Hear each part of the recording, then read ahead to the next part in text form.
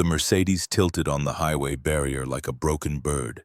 One headlight pointed at the darkening sky, the other smashed into a spiderweb of glass and blood. Smoke poured from the engine compartment in thick black plumes that twisted in the wind. Jamie Bishop had maybe 90 seconds before the whole thing went up. He pulled his truck onto the shoulder and killed the engine. Through the windshield he could see a small hand, pressed against the rear passenger window, palm flat, fingers splayed.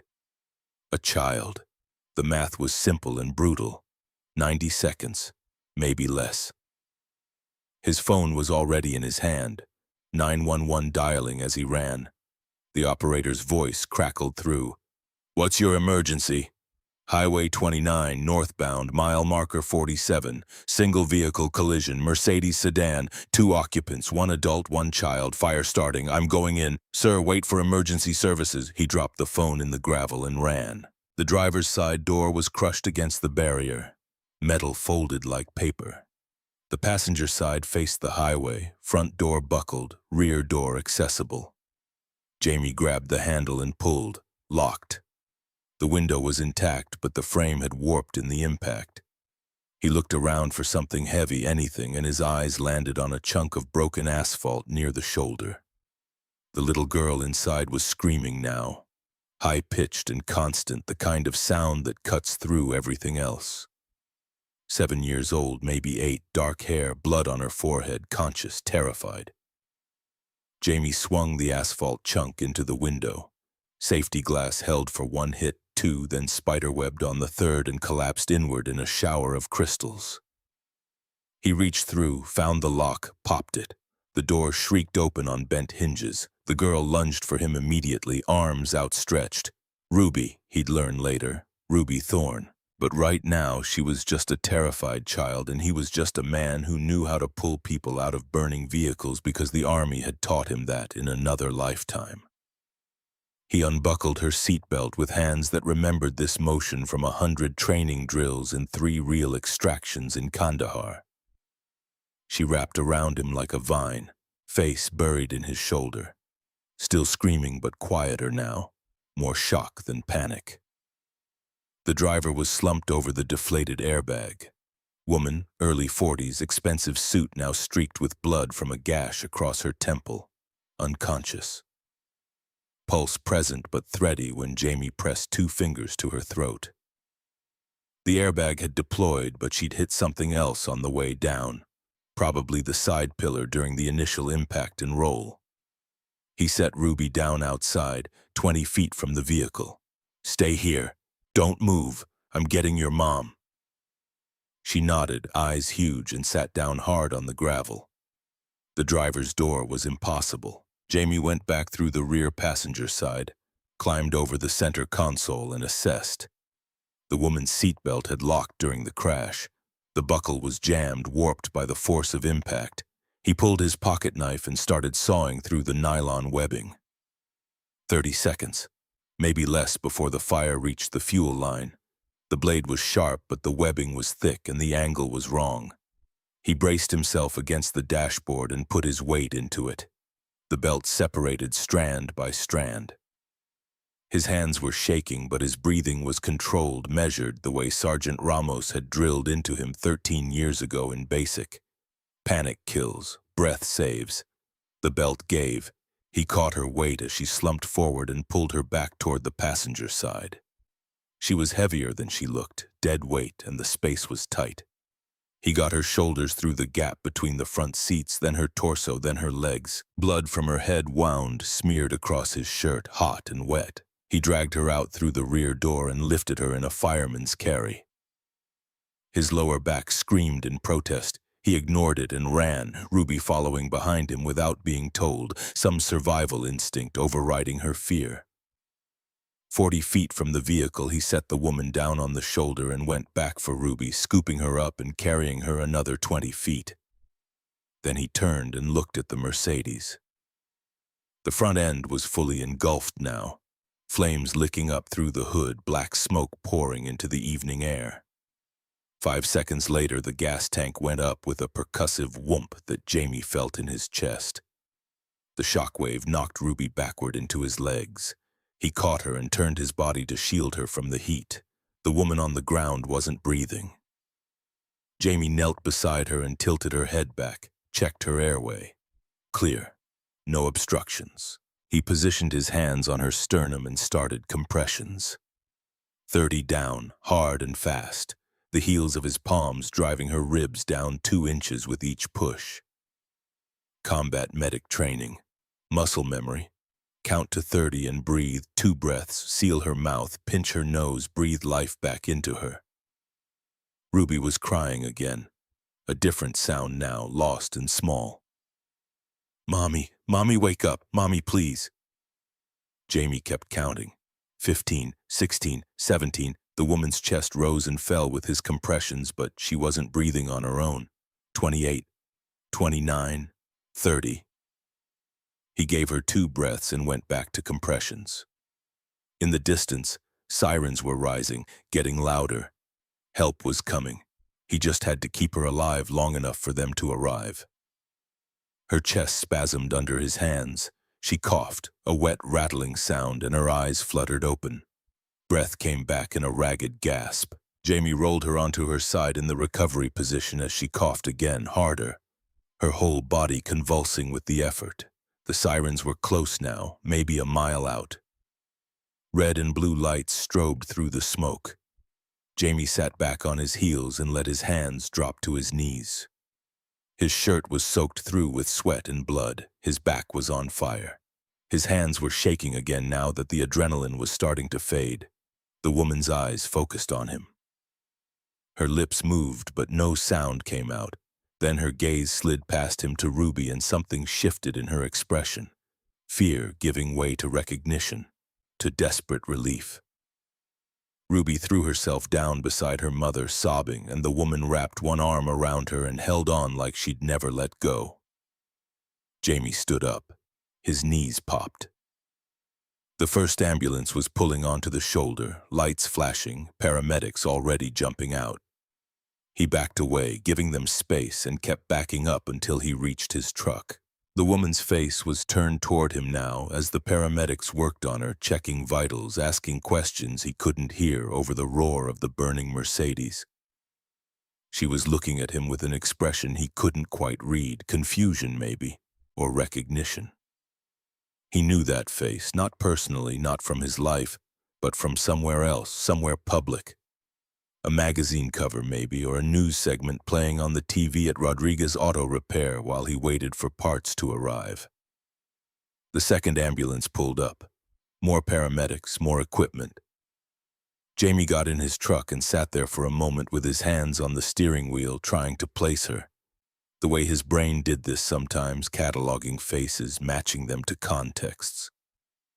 It was a skill that had kept him alive in Kandahar. And it hadn't gone away just because he worked on transmissions now instead of combat trauma. Then it clicked. Dr. Evangeline Thorne, CEO of Zenith Medical Corporation. He'd seen her face in a business journal 6 months ago, when he was researching the company. She'd been smiling in that photo, polished and professional, standing in front of a wall of glass and steel with her arms crossed and her expression radiating confidence. She wasn't smiling now. She was being strapped to a backboard while her daughter clung to a paramedic's hand and refused to let go.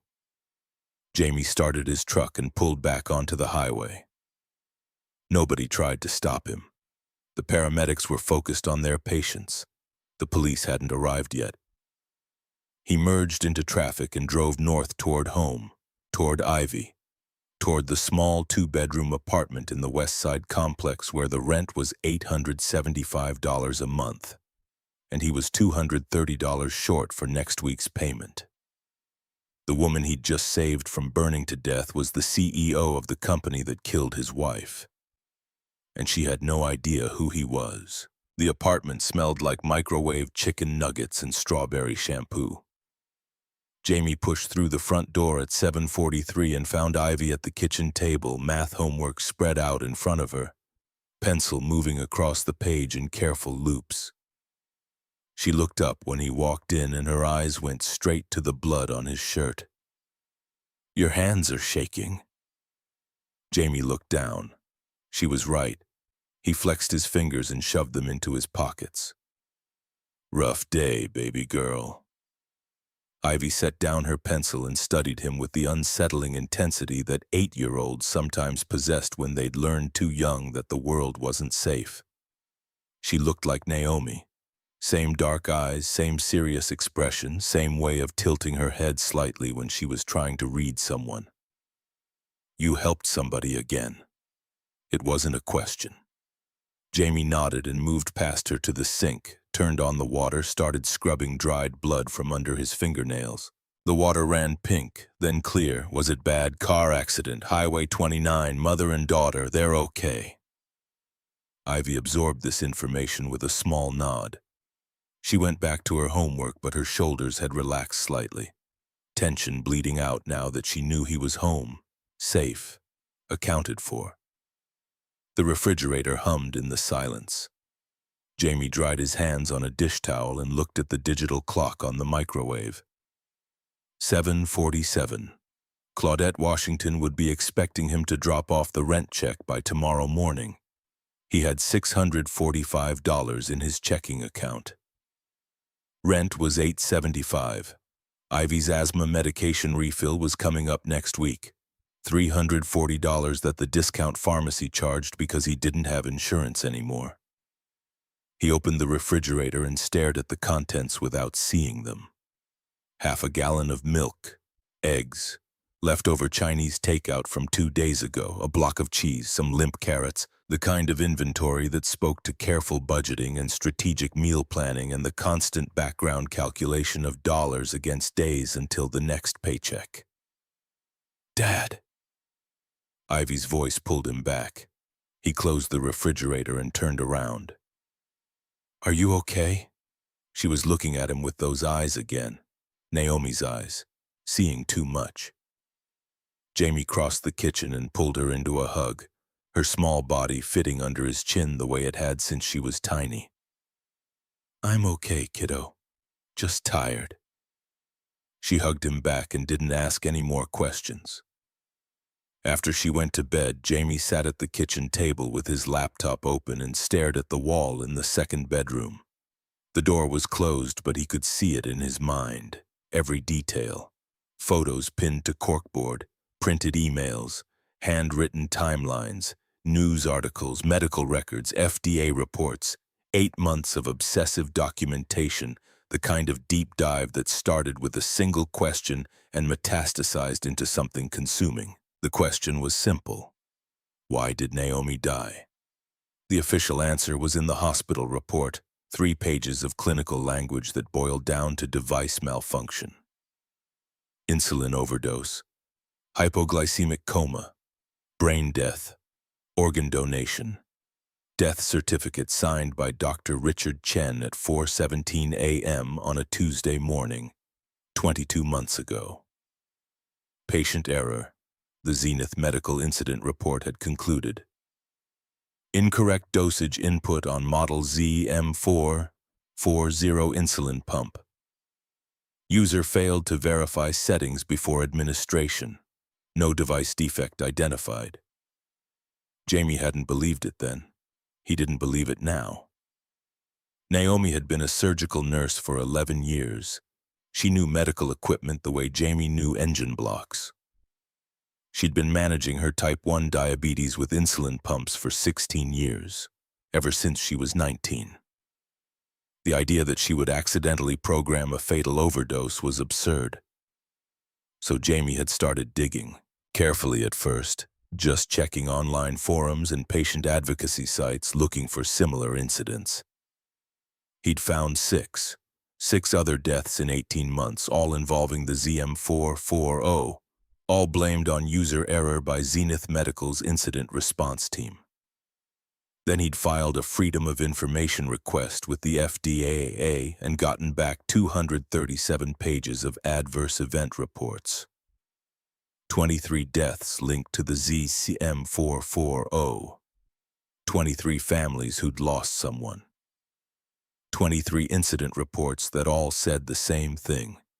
Patient error, operator mistake, failure to follow instructions. 23 people couldn't all make the same fatal mistake.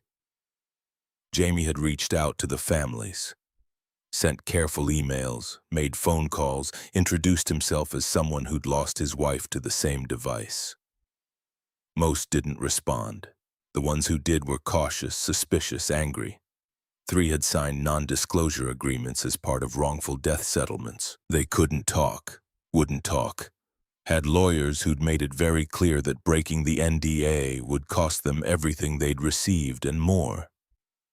But 2 families had talked. The Hendersons in Ohio who'd lost their 16-year-old daughter. The Nguyens in California who'd lost a 72-year-old grandmother. Both had refused Zenith's settlement offers. Both were pursuing wrongful death suits. Both had hired lawyers who were trying to prove what Jamie already knew in his gut. The ZM440 had a defect, and Zenith Medical was covering it up. The laptop screen had gone dark.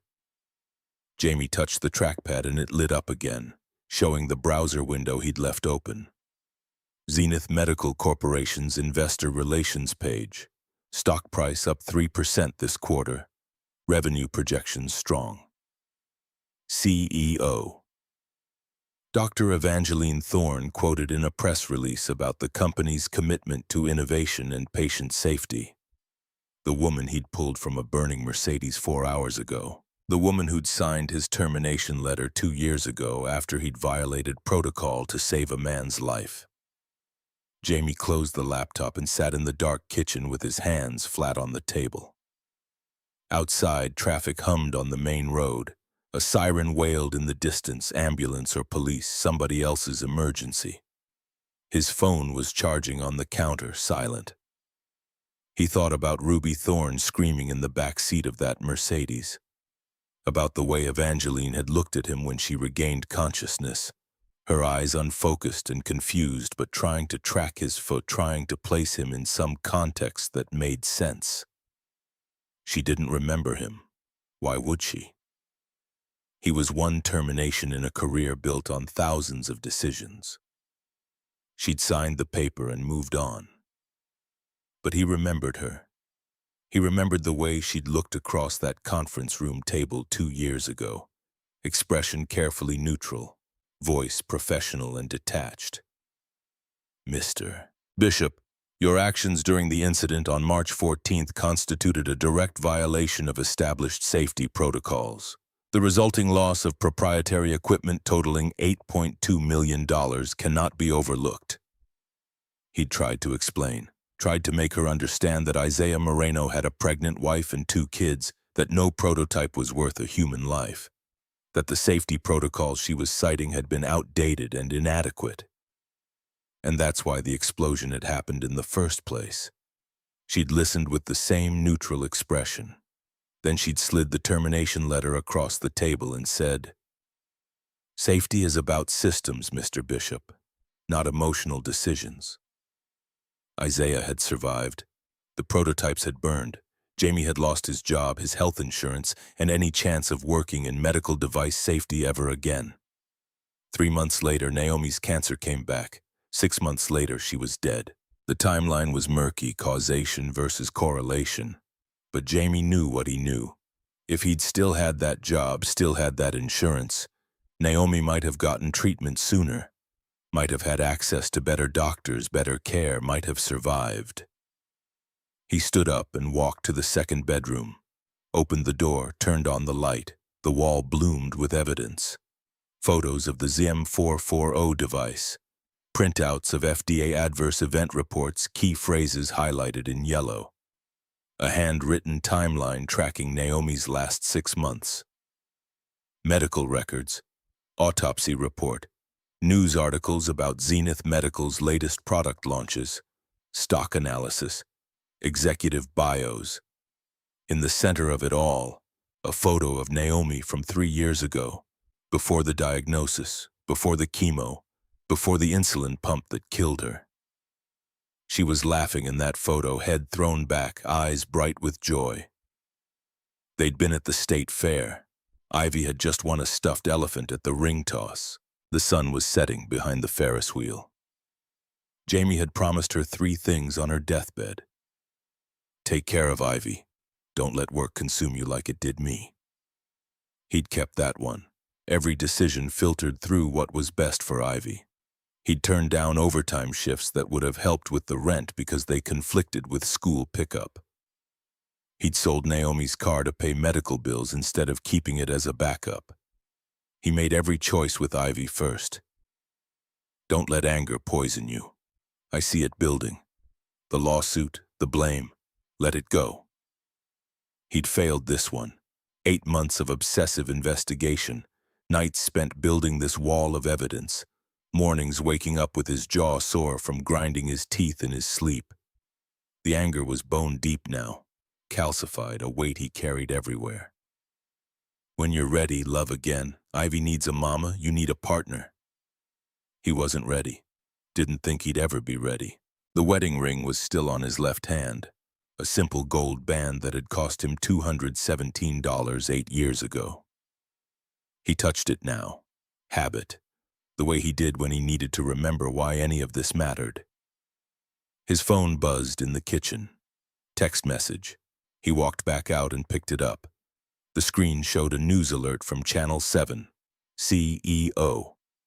Evangeline Thorne hospitalized after Highway 29 accident.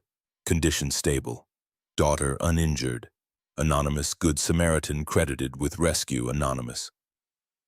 He hadn't given anyone his name, hadn't stuck around for statements or interviews, just pulled them out and left. Another text came through, this one from Isaiah Moreno. You see the news? That's the CEO. The one who fired you. You saved her life. Jamie stared at the message for a long moment, then typed back. I know. 3 dots appeared, disappeared, appeared again. Isaiah was typing something, deleting it, trying again. Finally, that's some heavy irony, brother. Jamie didn't respond. He set the phone down and looked at Naomi's medical bracelet, still sitting on the kitchen counter where he'd left it this morning. He picked it up and turned it over in his hands. Silver metal, worn smooth from 3 years of carrying it in his pocket. Her name engraved on one side, Naomi Marie Bishop, her medical ID number on the other. He'd kept it after the hospital gave him her personal effects. Kept it as a reminder, a talisman, a physical anchor to the promise he'd made. Don't let anger poison you. But the anger was all he had left. The anger was what got him out of bed in the morning. The anger was what kept him digging when common sense said to let it go, move on, accept that sometimes people died and there was no justice and no accountability and life just kept grinding forward whether you were ready or not. He put the bracelet back on the counter and went to check on Ivy. She was asleep, sprawled across her bed with one arm hanging off the edge, mouth slightly open, breathing deep and steady. Her inhaler sat on the nightstand next to a glass of water and the stuffed elephant from the state fair 3 years ago. Jamie pulled the blanket up over her shoulders and stood there for a moment watching her sleep. She looked peaceful, safe. That was all that mattered. Keep her safe, keep her healthy, keep her fed and housed and protected from all the ways the world could hurt her. Everything else was secondary. He went back to the kitchen and opened his laptop again. Typed Evangeline Thorne into the search bar. The results populated immediately. Hundreds of articles, interviews, press releases, investor calls. He clicked through them methodically, reading her quotes, studying her photo, building a profile. She'd been CEO of Zenith Medical for 4 years.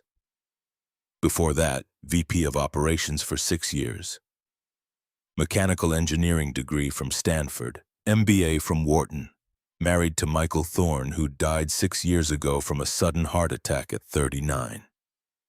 No other children besides Ruby. Jamie opened a new tab and typed Michael Thorne death. The obituary came up first, sparse on details. Survived by wife Evangeline and daughter Ruby. Memorial service held at Riverside Chapel. Donations in lieu of flowers to the American Heart Association. He dug deeper. Found a news article from 6 years ago, small piece in the business section. Zenith Medical Executive's husband dies suddenly. The article mentioned that Michael had collapsed during a morning jog, died before paramedics arrived, cause of death listed as cardiac arrest. Something nagged at Jamie's memory. He pulled up his files on the ZM440 investigation and searched for pacemaker. Nothing. Wrong device category. He tried cardiac monitor. Still nothing. Then he tried Zenith Medical recalls and scrolled back 6 years. There. A voluntary recall notice from 7 years ago, quietly issued, barely covered by the press. Model ZP220 pacemaker. Software defect could cause irregular pacing in rare circumstances. Zenith Medical advising all patients with ZP220 devices to schedule immediate replacement. Jamie cross-referenced the date. The recall notice went out 9 months after Michael Thorne died.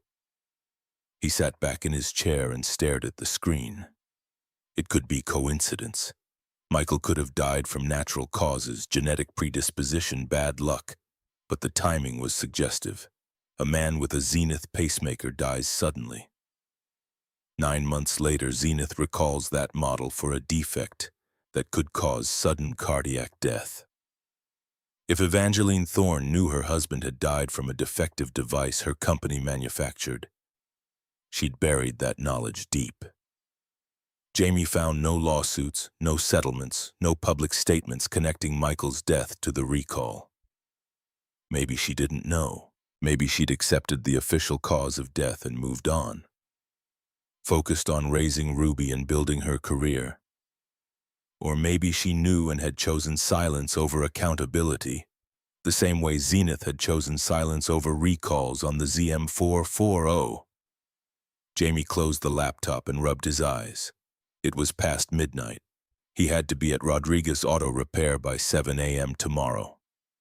A transmission rebuild on a 2015 Honda Civic, an oil change and brake job on a Ford F-150, and a diagnostic on a Chevy Malibu with an intermittent stall problem.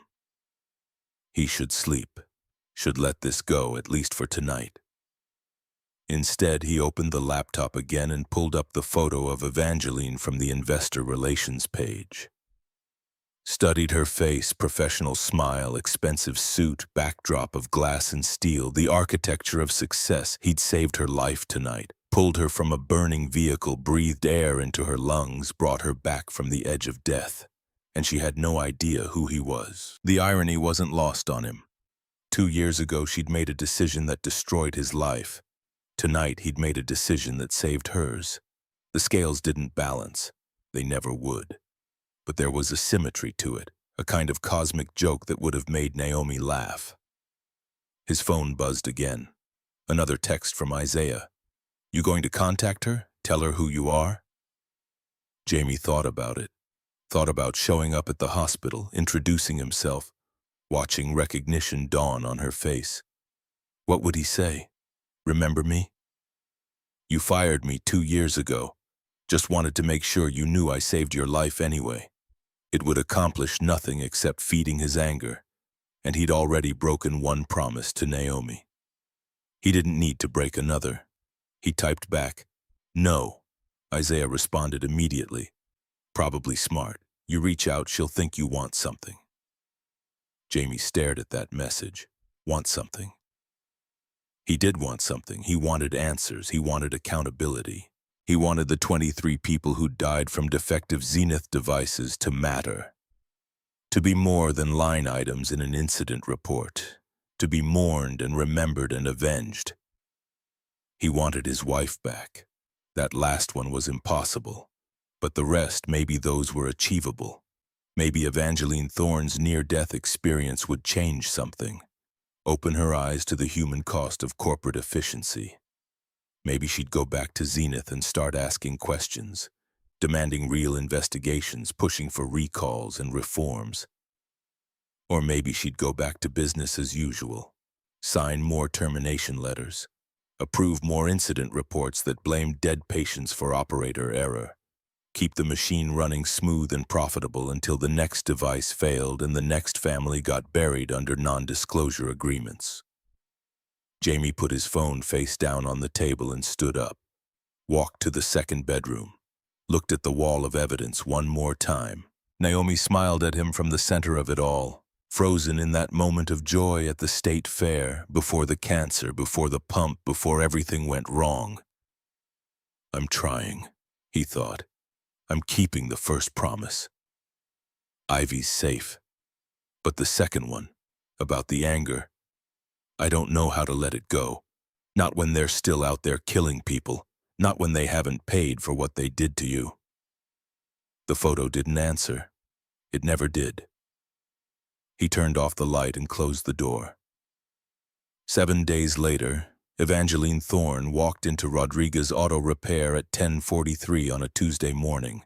Jamie was elbow deep in the Honda Civic's transmission when Miguel called out from the front. "Someone here to see you." Jamie didn't look up. He was fighting with a torque converter that didn't want to separate from the flex plate. "Tell them I'll be out in 5 minutes. Miguel's voice dropped lower, more urgent. "Boss, you're gonna want to come now." Something in his tone made Jamie set down the wrench and wipe his hands on a shop rag. He walked out from the service bay into the front office and stopped. Evangeline Thorne stood next to the parts counter wearing jeans and a plain gray sweater. No makeup. Hair pulled back in a simple ponytail. She looked different from her investor relations photo. Smaller, more human. The bandage on her temple was still visible, white square of gauze taped above her left eyebrow. Their eyes met and Jamie saw the exact moment recognition failed to click. She was looking at him, waiting for him to speak, her expression polite but uncertain. Miguel had retreated to the back office, giving them space. The garage was quiet except for the hum of the air compressor and distant traffic on the main road. "Can I help you?" Jamie said. Not a question. Evangeline's hand went to her temple, touched the bandage briefly, then dropped. "I'm looking for Jamie Bishop, the man who pulled me and my daughter from our car last week on Highway 29. That's me." Her expression shifted, surprise giving way to something more complex. Recognition, maybe, but not the kind he'd expected. She was looking at him differently now, reassessing. "I wanted to thank you. You saved our lives." Jamie nodded.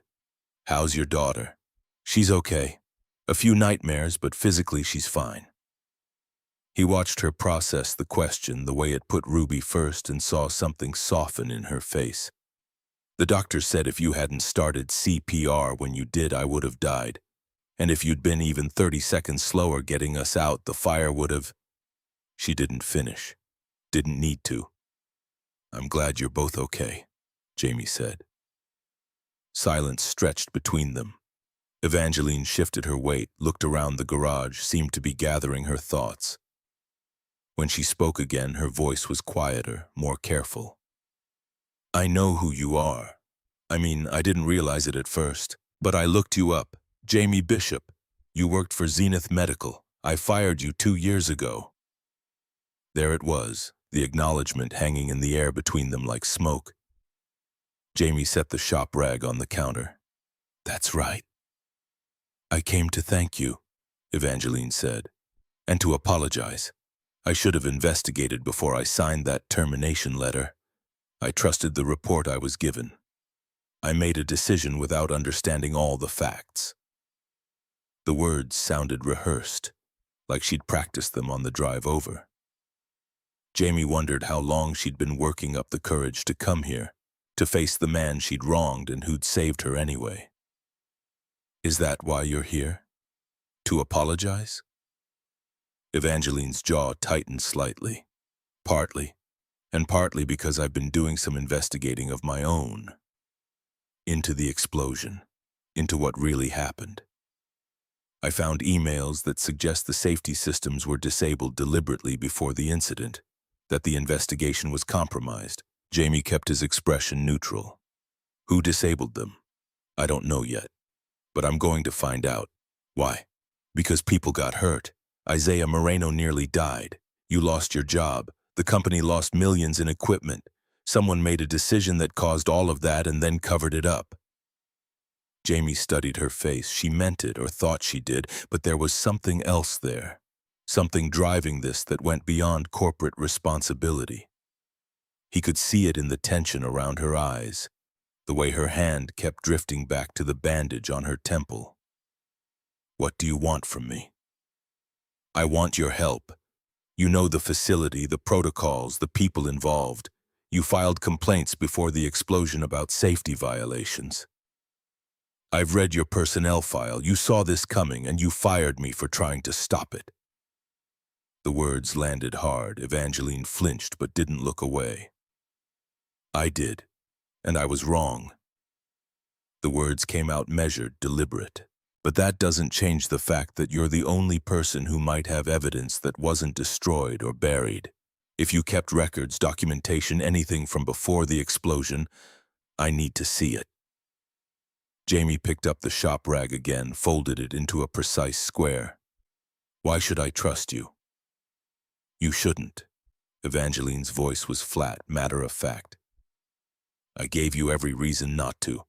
But I'm asking anyway because if I'm right about this, people at Zenith have been covering up serious safety violations for years. And I need to know how deep it goes. The air compressor kicked on with a thunk and a hiss. Miguel appeared in the doorway to the service bay, caught Jamie's eye, mouthed, "Everything okay?" Jamie nodded and Miguel disappeared again. "I'll think about it," Jamie said.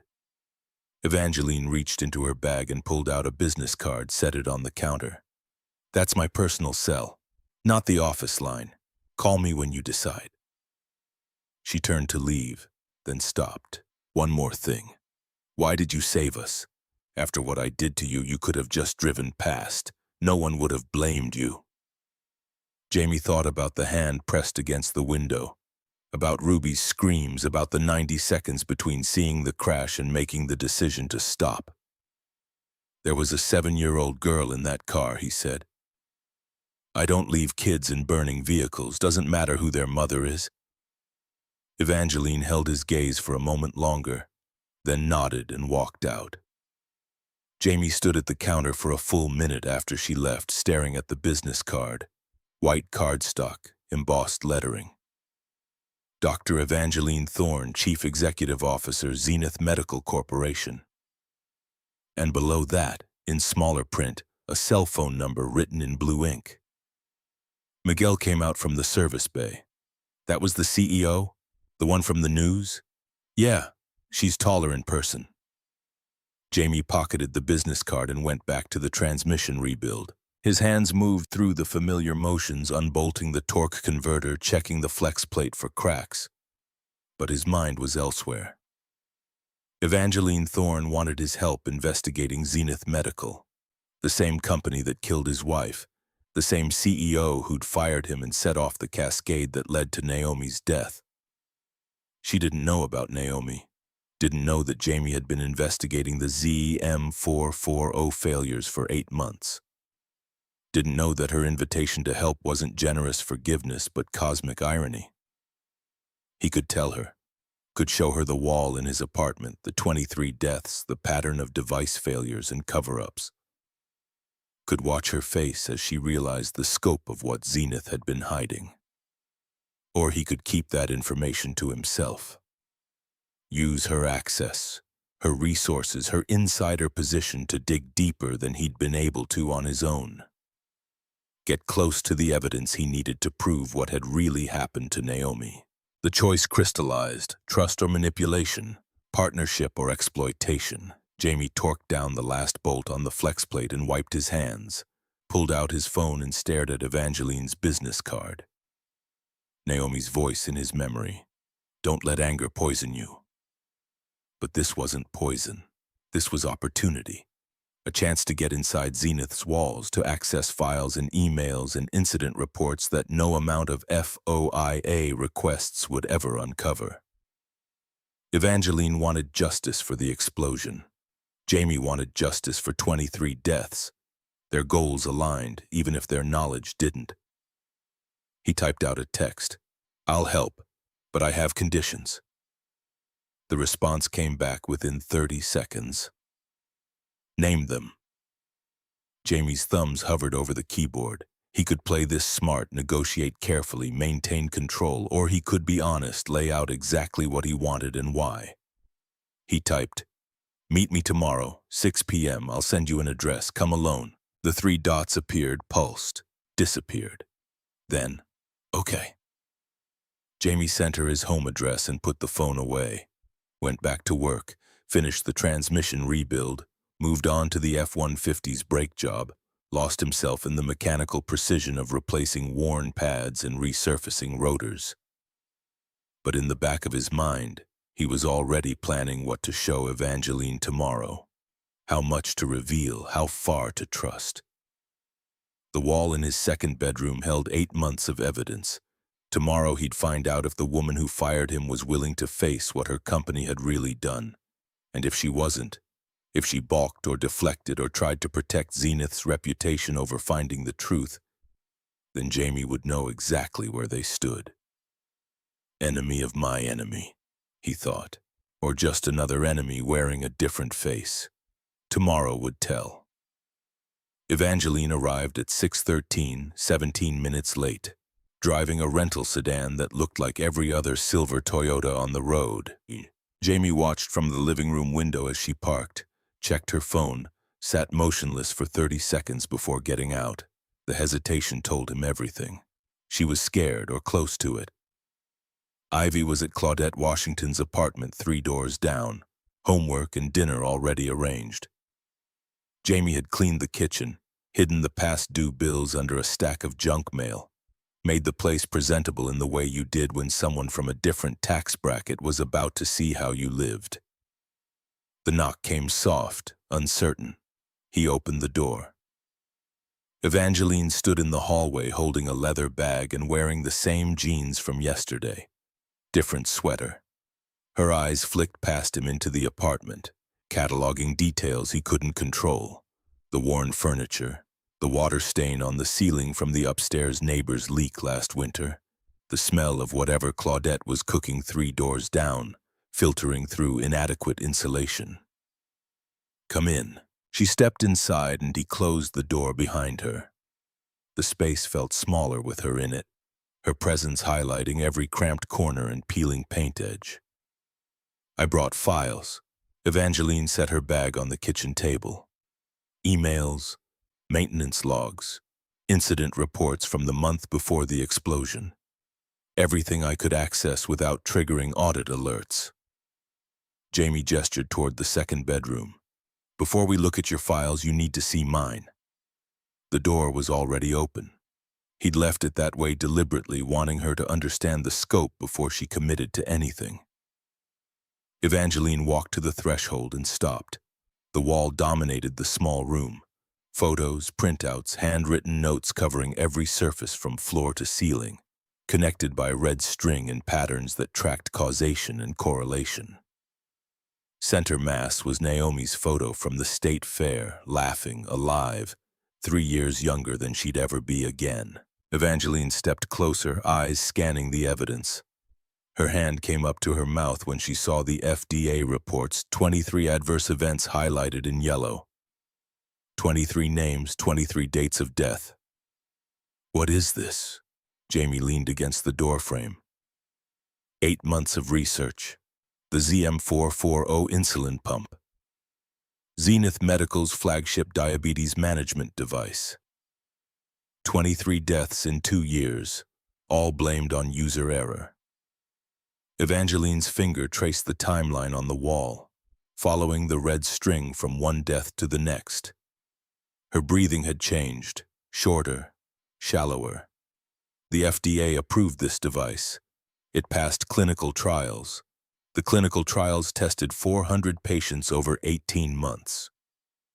Jamie moved to stand beside her, close enough to see her pupils dilate as the implications settled in. The device has been on the market for 4 years. 50,000 units sold, 23 deaths is 0.046%, statistically insignificant if you're looking at population-level data. But if you're looking at individual cases, pattern emerges. Jamie pointed to a cluster of reports from 14 months ago. 6 deaths in 8 weeks, all in patients under 40, all during nighttime hours, all showing identical failure modes. Insulin overdose triggered by software glitch in the automatic dosing algorithm. Evangeline pulled her phone from her pocket, started photographing the wall. Jamie didn't stop her. This was the point, the moment where she either committed or walked away. She stopped at Naomi's photo, studied it for a long moment. Then she looked at Jamie and the question was in her eyes before she spoke it. Your wife? Naomi Bishop, type 1 diabetic, surgical nurse, 11 years experience with medical equipment. She knew how to use an insulin pump better than most doctors. Jamie kept his voice level, factual, the way he'd practiced. 22 months ago, she died from an insulin overdose delivered by a ZM440. The incident report blamed operator error. Evangeline's face had gone pale. I'm sorry. I didn't know. No one knows. Zenith settled with me for $87,000 and an NDA. I signed because I needed to pay her medical bills. Then I started finding the others. How many broke their NDAs to talk to you? 2 families. Henderson in Ohio, Nguyen in California. The rest are too scared or too bought off. But I've documented all 23. Names, dates, device serial numbers, failure modes, everything. Evangeline lowered her phone. Her hands were shaking slightly. You said you'd help me investigate the explosion. But this is what you really want, isn't it? You want me to help you prove Zenith killed these people. I want the truth. Jamie met her eyes, held her gaze. The explosion is connected. Same pattern of cover-ups, same systemic failures. Vaughn Ashford was executive VP when the ZM440 was approved. He signed off on the clinical trials, the FDA submission, the post-market surveillance plan. You think Vaughn knew about the deaths? I think Vaughn built his career on knowing which problems to solve and which ones to bury. The ZM440 generated $200 million in revenue last year. Recall would cost $85 million. Settlements for 23 deaths cost what, $40 million total? 38 if you count the ones who haven't sued yet. The math hit Evangeline like a physical blow. Jamie watched her absorb it, watched the CEO facade crack as she confronted what her company had chosen. Profit over lives calculated to the decimal point. She moved back to the timeline, traced the dates with one finger. My husband died 6 years ago, Michael Thorne. Heart attack during a morning run. The autopsy said cardiac arrest, no underlying conditions identified. Jamie had been waiting for this. I know. I found the obituary. Did you find the recall notice? Evangeline's voice was tight, controlled rage barely contained. Model Z. P220 pacemaker. Issued 9 months after Michael died.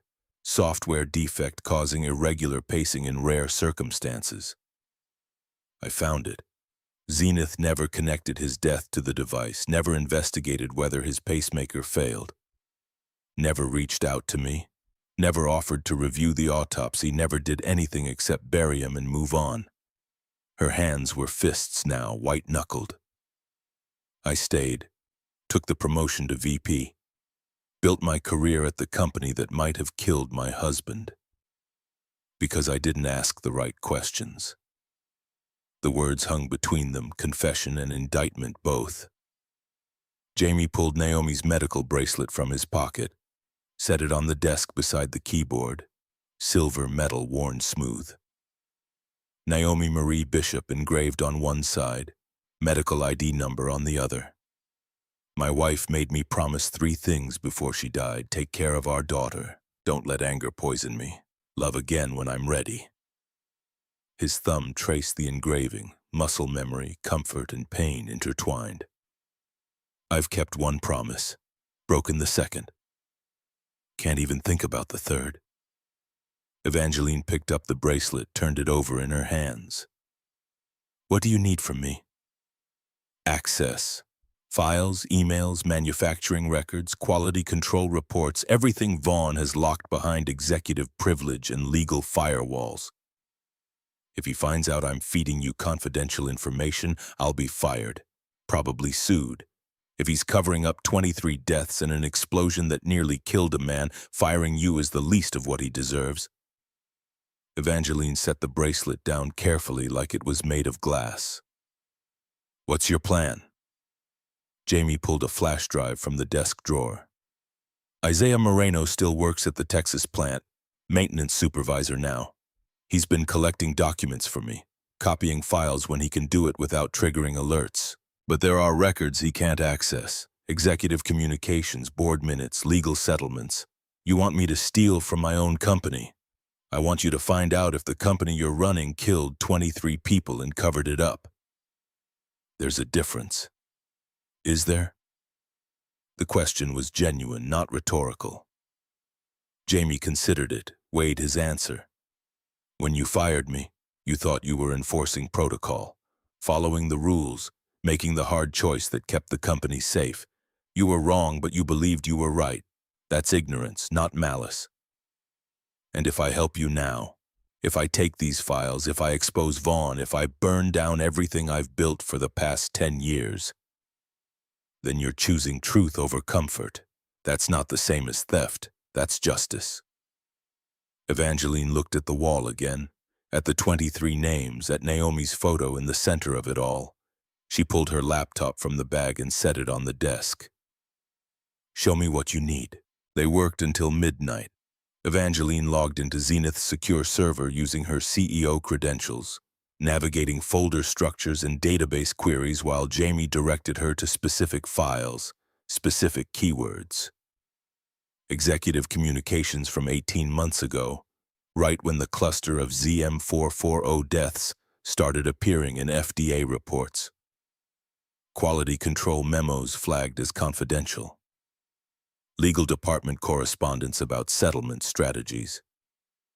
The printer Jamie had bought used off Craigslist hummed and rattled, spitting out page after page, emails from Vaughn to manufacturing. Expedite production schedule. Override QC flags if necessary. Legal will manage downstream liability. Memos from legal to Vaughn. 23 adverse events now documented. Recommend proactive settlement strategy with robust NDAs. Avoid discovery through litigation. Internal QC report from 30 months ago. Buried in an archived folder. Field failure analysis indicates software vulnerability in automatic dosing algorithm. Recommend immediate patch deployment and user notification. Status: declined. Reason: cost-benefit analysis favors continued monitoring. Evangeline read that last one twice, her face draining of color with each pass. They knew. 30 months ago, they knew the algorithm had problems, and they decided monitoring was cheaper than fixing it. Jamie highlighted a section in the cost-benefit analysis. Projected recall expense, $85 million. Projected settlement expense, assuming 15 to 20 adverse events over 3-year period, $42 million. Net savings, $43 million. Acceptable risk level confirmed. They calculated how many people would die.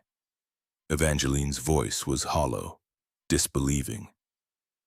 Put a dollar value on it. Decided $43 million in profit was worth 15 to 20 lives. They underestimated. Jamie tapped the timeline on the wall. 23 deaths. And those are just the ones documented in FDA reports. How many more died and never got reported? How many families accepted the user error explanation and moved on?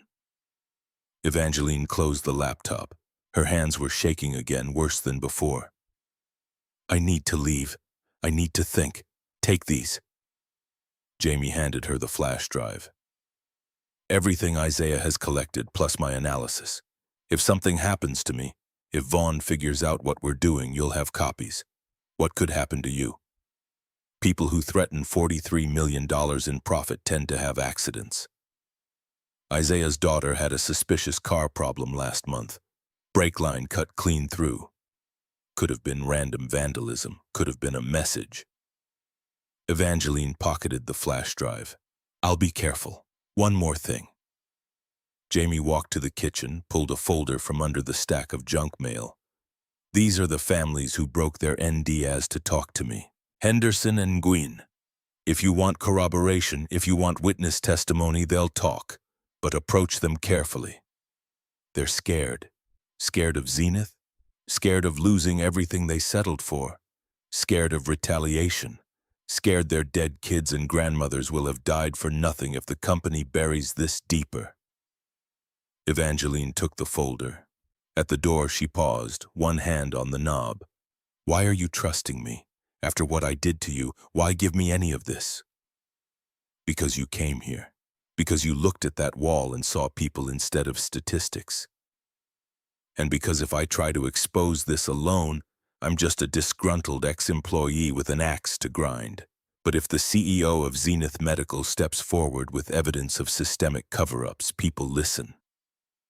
And if I don't, if I take these files and bury them, protect the company, keep my position, then I'll know who you really are, and I'll find another way. She left without answering. Jamie stood at the window and watched her drive away, silver rental sedan disappearing into traffic. The apartment felt larger with her gone, emptier. He collected the printouts scattered across the desk and added them to the wall, connecting new threads of evidence to the existing pattern. His phone buzzed. Text from Claudette. Ivy's asleep on my couch. You want her home or let her sleep here? Jamie typed back.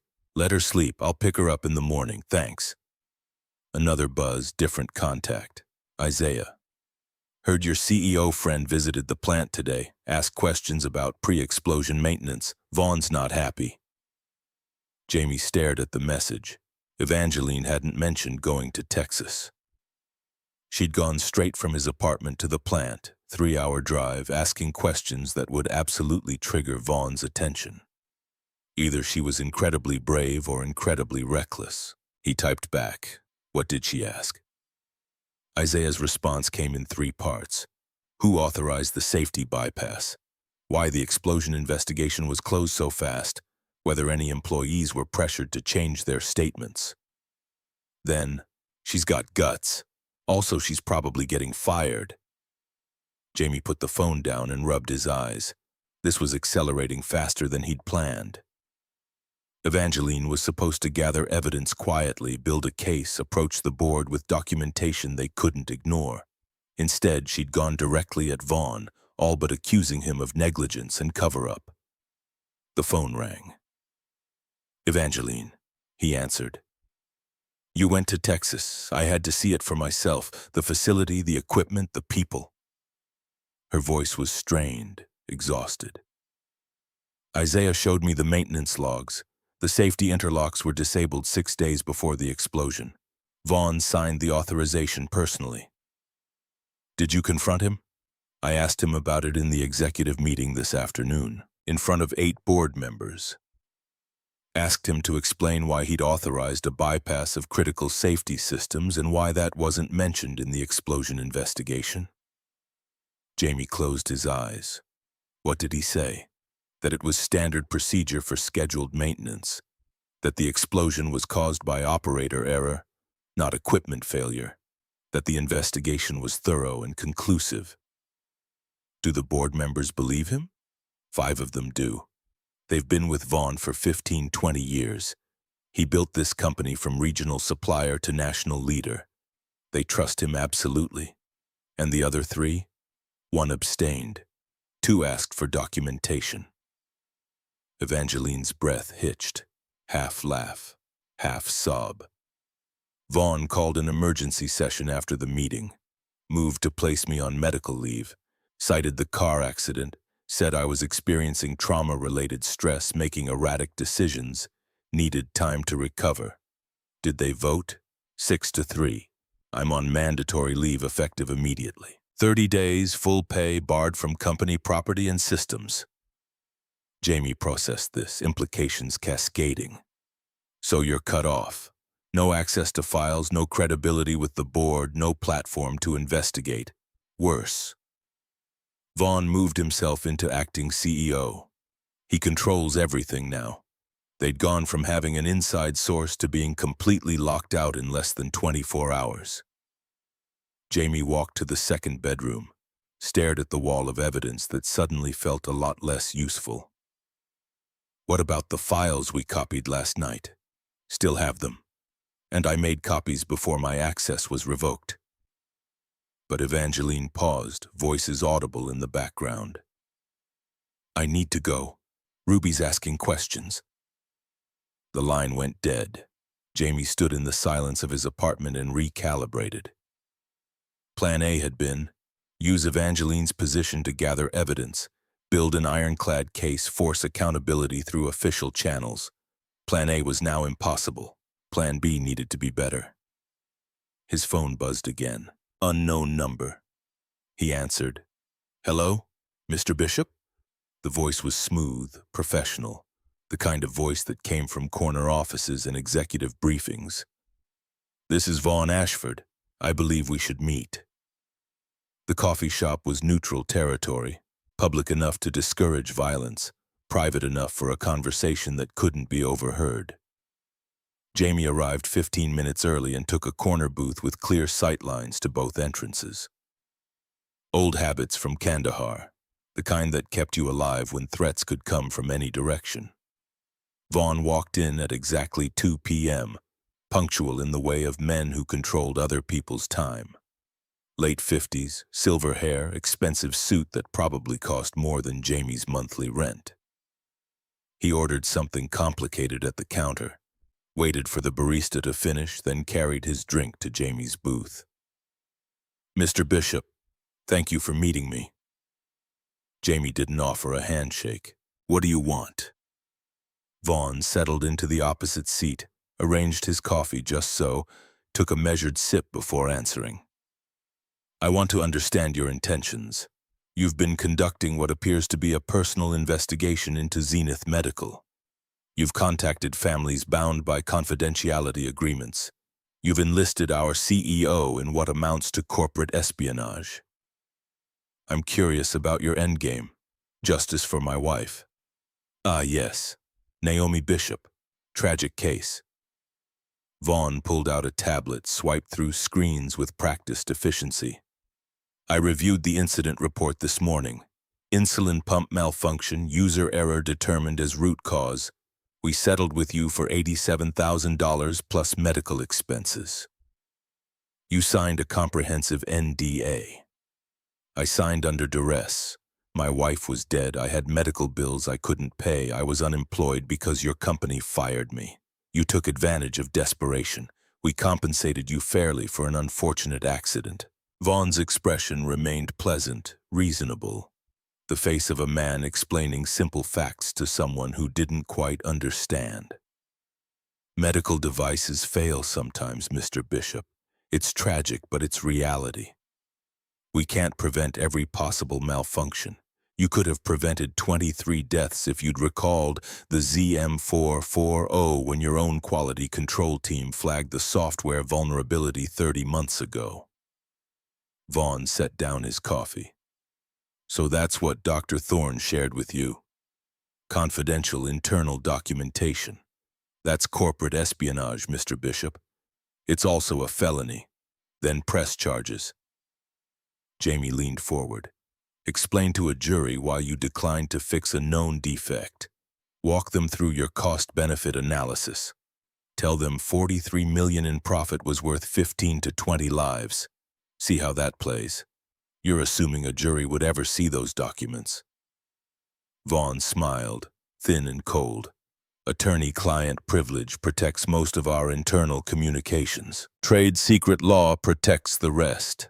And even if you somehow got standing to sue, which you don't because of your NDA, discovery would take years.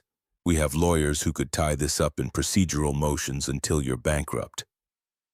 What about the families who didn't sign NDAs? Henderson and Nguyen?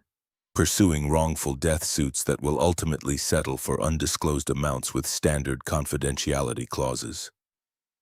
Vaughn checked his tablet again. We expect both cases to resolve within 6 months, because you'll bury them in legal fees until they have no choice but to accept whatever you offer. Because their cases have no merit, the ZM440 is a safe, effective device when used properly. The failures you've documented represent operator error, not product defect. Jamie's hands were fists under the table. He forced them to relax, forced his breathing to steady. You came here to threaten me. So threaten me. Tell me what happens if I keep pushing. Vaughn's expression didn't change. I came here to offer you a choice, Mr. Bishop. We both know you're in a difficult financial position. Single father, hourly wage, no health insurance. Your daughter has asthma, I believe? $340 per month for her medication? The mention of Ivy sent ice through Jamie's veins. Don't. I'm not threatening your daughter. Vaughn raised his hands, placating gesture, completely unconvincing. I'm simply observing that her welfare depends on your income.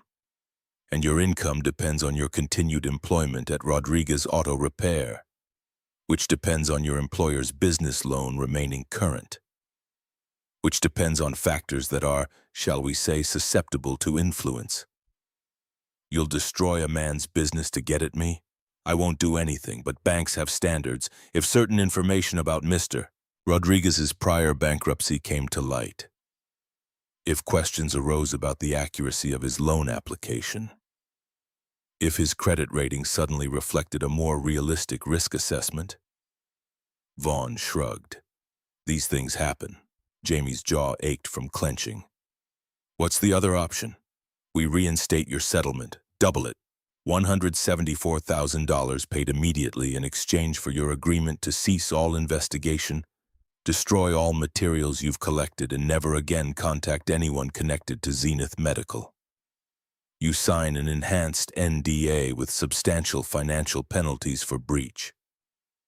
You move on with your life. And the 23 people who died remain tragic accidents, no different from the 40,000 who die in car crashes every year, or the 100,000 who die from medical errors. We don't shut down the automotive industry or ban hospitals. We accept that complex systems sometimes fail. Those failures were preventable. Your own engineers said so. My engineers identified a theoretical vulnerability that had not manifested in real-world usage at the time of their report. Vaughn's voice remained calm, patient, explaining reality to someone who insisted on naive idealism. We implemented enhanced monitoring. When adverse events occurred, we investigated each one thoroughly. None showed clear evidence of device defect. You blamed dead patients. Called them careless, incompetent, negligent. Destroyed their families twice, first by killing them, then by claiming they killed themselves. I understand you're angry, Mr. Bishop. You lost your wife. That's a grief I wouldn't wish on anyone. But your anger is misdirecting your blame. Naomi's death was a tragedy. It wasn't a crime. It was negligent homicide, 23 counts. Vaughn stood, straightened his tie, picked up his coffee. You have 48 hours to accept my offer. After that, things become more difficult for everyone involved. He walked out without looking back. Jamie sat in the booth for another 20 minutes, staring at cold coffee he hadn't touched. The threat was clear. Take the money and disappear, or watch everything around him collapse. His job, Ivy's medication, the fragile ecosystem of survival he'd built from the wreckage of the past 2 years. Naomi's voice in his memory. Don't let anger poison you.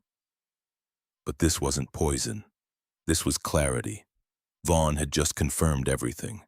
The cover-up, the calculations, the willingness to destroy anyone who threatened the machine. Jamie pulled out his phone and called Evangeline. She answered on the first ring. Did he contact you? We just met. Coffee shop on West Side. He offered me money to go away. How much? Enough to matter? Jamie watched through the window as Vaughn's black sedan pulled into traffic. He also threatened my employer, implied he'd destroy the business if I keep investigating. He threatened me too. Different approach. Evangeline's voice was tight. His lawyers filed a motion this morning claiming I'm mentally incompetent due to accident trauma. Seeking emergency guardianship to manage my financial affairs and medical decisions. Ruby included. Can he do that? He's trying. The hearing is in 3 days. I've retained counsel, but Vaughn has depositions from company psychologists, statements from board members questioning my stability, medical records from the accident, all manufactured, all admissible.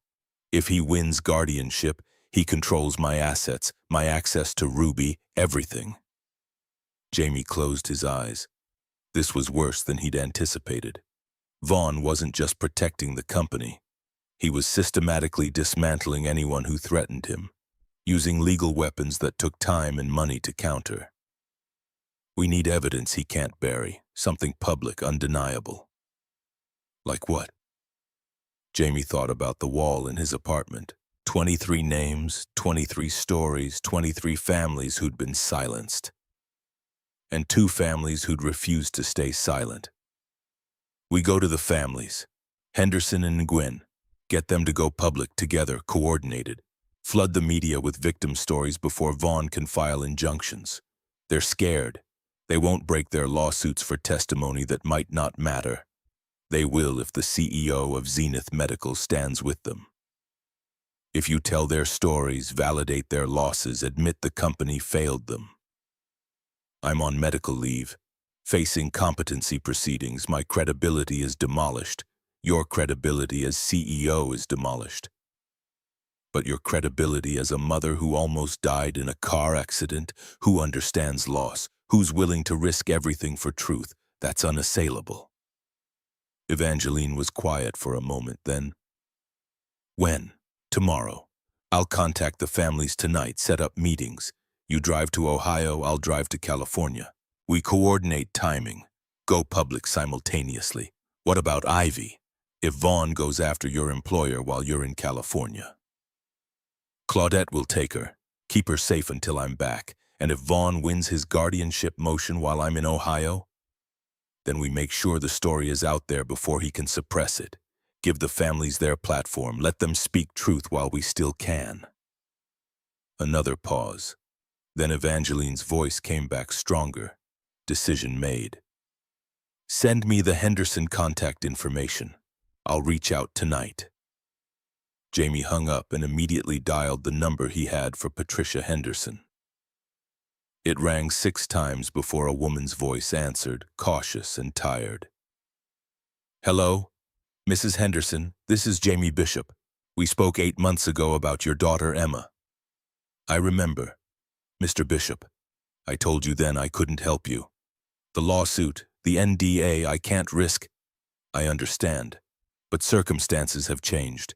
The CEO of Zenith Medical wants to meet with you. She has evidence the company knew about the device defects and covered them up. She's willing to go public. Silence on the line then. Why would the CEO expose her own company? Because her husband might have died from a defective Zenith device. Because she's seen the documents. Because she knows what they did. Another silence. Longer. Then, when? Tomorrow. She'll drive to you. 10 a.m., wherever you're comfortable meeting. Private. Somewhere we can talk without being recorded. Your home? No. Too many memories. There's a park near the community college.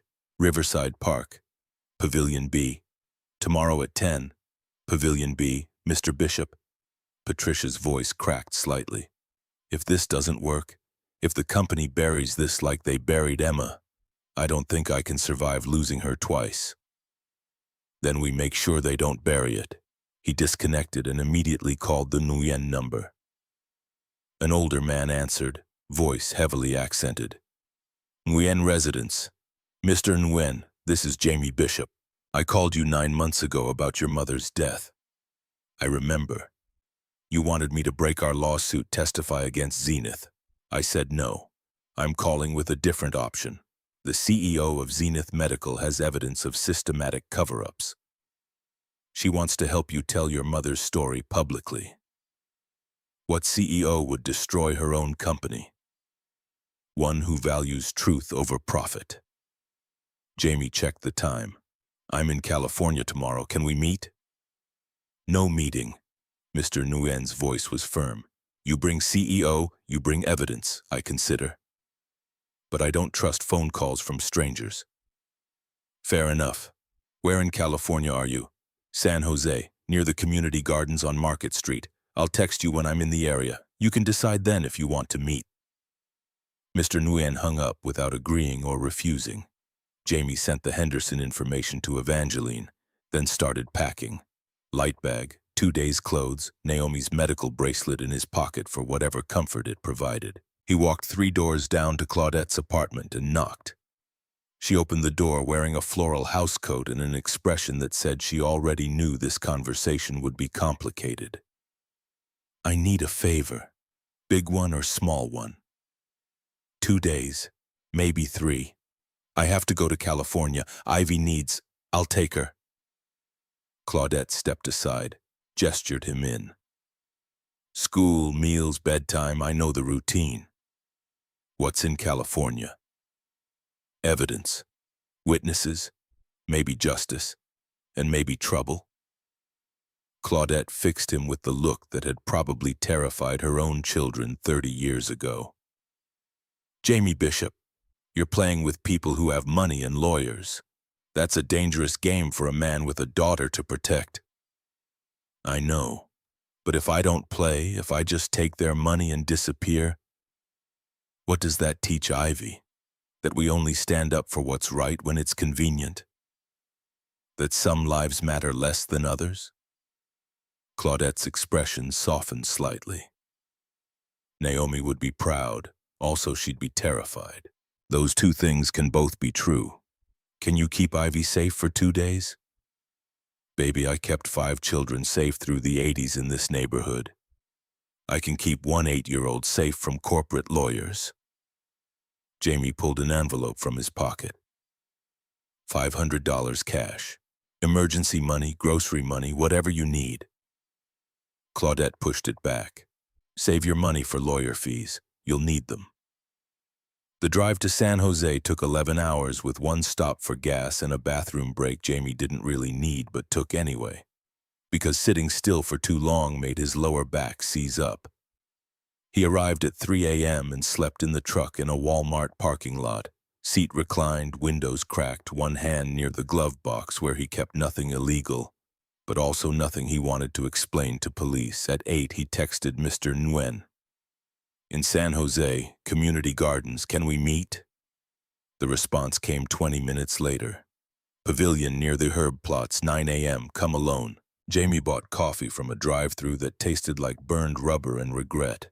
Drove to the community gardens, waited. Mr. Nguyen arrived at exactly 9, walking with a cane, probably late 70s, wearing a baseball cap and a windbreaker despite the morning warmth.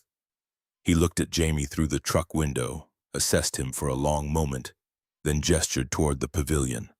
They sat across from each other at a picnic table covered in carved initials and weathered graffiti. Mr. Nguyen set his cane aside and folded his hands in his lap. You look tired. Drove all night. Why? Because your mother deserves better than being called careless in an incident report.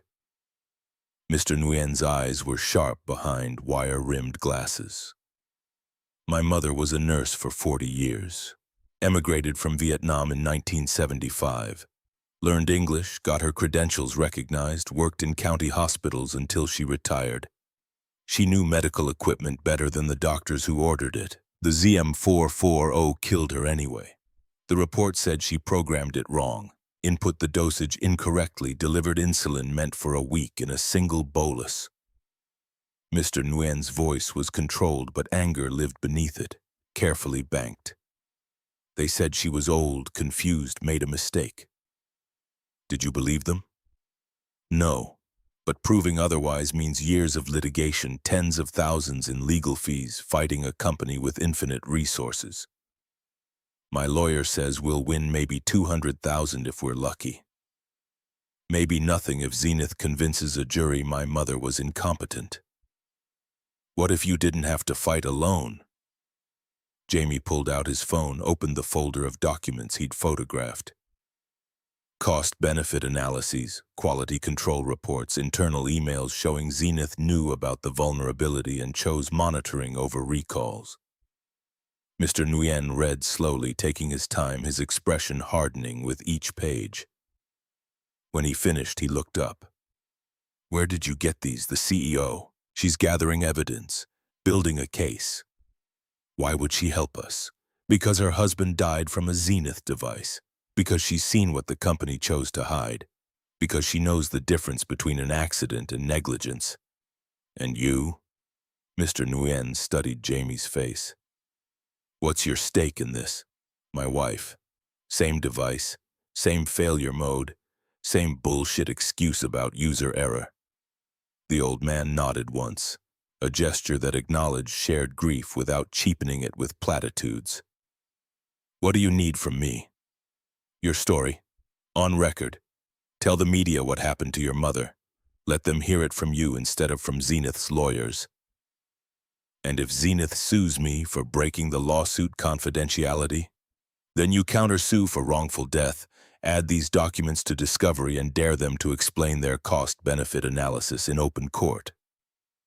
Mr. Nguyen was quiet for a long time, staring at something beyond the gardens, maybe the past, maybe the future. Finally, my daughter thinks I'm crazy, says I should take the settlement and move on. She doesn't understand why I keep fighting. Why do you? Because my mother's last words to me were in Vietnamese. She said, "Don't let them make me disappear." Mr. Nguyen's hands tightened into fists. In Vietnam, we saw what happens when powerful people decide some lives don't matter, when they erase the dead to protect themselves. I won't let that happen here. Then help me make sure she's remembered. Mr. Nguyen pulled out his own phone. I know a reporter, local news, investigative team. She's been asking about medical device failures for a year. I can make an introduction. Today. The reporter's name was Lisa Chen, and she met them at a coffee shop in downtown San Jose at noon. Mid-30s, sharp eyes, recording equipment in a shoulder bag that looked like it had seen a lot of parking garages and back alleys. She ordered tea and got straight to business. Mr. Nguyen says you have evidence Zenith Medical covered up device failures. How solid is it? Jamie opened his laptop and turned it toward her. Internal communications, quality control reports, cost-benefit analyses calculating acceptable death rates. Lisa scanned the documents, fingers flying across her own keyboard as she took notes. This is corporate manslaughter at scale. Where did you get it? Can't reveal sources yet. But I can give you 2 victim families willing to go on record. 3 if we count my own wife. And the CEO connection. Mr. Nguyen mentioned, Dr. Evangeline Thorne is gathering corroborating evidence from inside the company. She's interviewing another family in Ohio today. Lisa looked up from her laptop. The CEO is helping you expose her own company? Her husband died from a Zenith device. She's been on mandatory medical leave since she started asking questions. The executive she's investigating is trying to have her declared mentally incompetent. That's a hell of a story. Lisa pulled out a professional camera, external microphone. I need to verify the documents, confirm your sources, do my due diligence. But if this checks out, I can have it on tonight's broadcast. We need it public before Zenith can file injunctions. That's a tight timeline. Lives are at stake. Jamie met her eyes. Zenith will bury this if we give them time. They'll tie it up in courts and NDAs and legal motions until everyone forgets. We need it out there now, all of it, before they can spin the narrative. Lisa turned to Mr. Nguyen. You're willing to go on camera? Full name, full story? The old man nodded. My mother was Lin Nguyen. She was 72 years old. She survived war, immigration, discrimination, cancer. She should not have died from an insulin pump. Lisa set up the camera. The interview took 40 minutes. Mr. Nguyen spoke carefully, precisely walking through his mother's medical history, her competence, the night she died, the incident report that blamed her, the settlement offer that came with strings attached, his decision to refuse and fight. Jamie went second, shorter interview, focused on the evidence rather than personal story. He showed the documents on camera, explained the cost-benefit analysis, connected the dots between 23 deaths and corporate decisions. Lisa packed up her equipment. I'll have this fact-checked and on air by 6 p.m. You should know, once this goes public, Zenith will come at you hard. Lawyers, private investigators, media spin. They'll try to discredit everything. Let them try. She left. Jamie and Mr. Nguyen sat in the coffee shop and waited. At 4 p.m. Jamie's phone rang. Evangeline, how did Ohio go? Patricia Henderson agreed to an interview. Cleveland NBC affiliate, airing at 5 p.m. Eastern. She told Emma's story, showed photos, described how Zenith blamed a 16-year-old for her own death. It was devastating. I'm in California. San Jose affiliate airing at 6 p.m. Pacific. Mr. Nguyen is with me. Then we've got both coasts covered. Evangeline's voice was strained, exhausted. Vaughn called 20 minutes ago. Said if I appear in any media coverage related to Zenith, he'll file emergency motions to remove Ruby from my custody. Claim I'm exploiting her tragedy for personal gain. Will he win? I don't know. But I'm not backing down. Neither am I. They disconnected. Jamie bought Mr. Nguyen dinner at a Vietnamese restaurant near the gardens. Pho and spring rolls, the kind of meal that reminded both of them there were still good things in the world even when everything felt like it was burning down. At 6 p.m. they sat in Jamie's truck in the restaurant parking lot and watched the broadcast on his phone. Lisa Chen's face filled the small screen, professional and serious. Tonight we investigate allegations that Zenith Medical Corporation knowingly concealed defects in a widely used insulin pump. Defects that may have contributed to as many as 23 deaths nationwide. The segment ran 14 minutes. Mr. Nguyen's interview, Jamie's documents, Lisa's fact-checking and expert commentary. Graphics showing the timeline of deaths, the FDA reports, the internal memos, a photo of Lin Nguyen before she died, smiling, alive. The broadcast ended with Lisa's sign-off. Zenith Medical declined our request for comment. We'll continue investigating this story and bring you updates as they develop. Jamie's phone exploded with notifications. Text messages, missed calls, voicemails. He scrolled through them. Isaiah, Claudette, numbers he didn't recognize, one from Evangeline. Cleveland broadcast just finished. It's everywhere. Twitter, Facebook, local news picking it up. This is spreading. Another from an unknown number. This is Patricia Henderson. Thank you. Emma's story is out there now. She won't be forgotten. Then a call from a number with a 202 area code. Washington, D.C. Jamie answered. Mr. Bishop? This is Agent Sarah Vance, FBI White Collar Crime Division. I saw the news segment. I'd like to discuss your evidence regarding Zenith Medical. Jamie looked at Mr. Nguyen, who was watching him with cautious hope in his eyes. I'd be happy to discuss it, Agent Vance. When? Tomorrow. Can you meet me in San Francisco? Federal Building, 10 a.m.? I'll be there. He hung up. Mr. Nguyen raised his eyebrows in question. FBI. They want to see the evidence. The old man smiled, small and grim. Maybe there is justice after all. Jamie drove back toward the Walmart parking lot where he'd slept the night before. His phone kept buzzing. More messages, more calls, the story spreading like fire in dry grass. One text stood out, unknown number. You made a mistake. 24 hours to retract your statements. After that, consequences. No signature, but Jamie knew who sent it. He forwarded the message to Agent Vance with a brief explanation, then turned off his phone.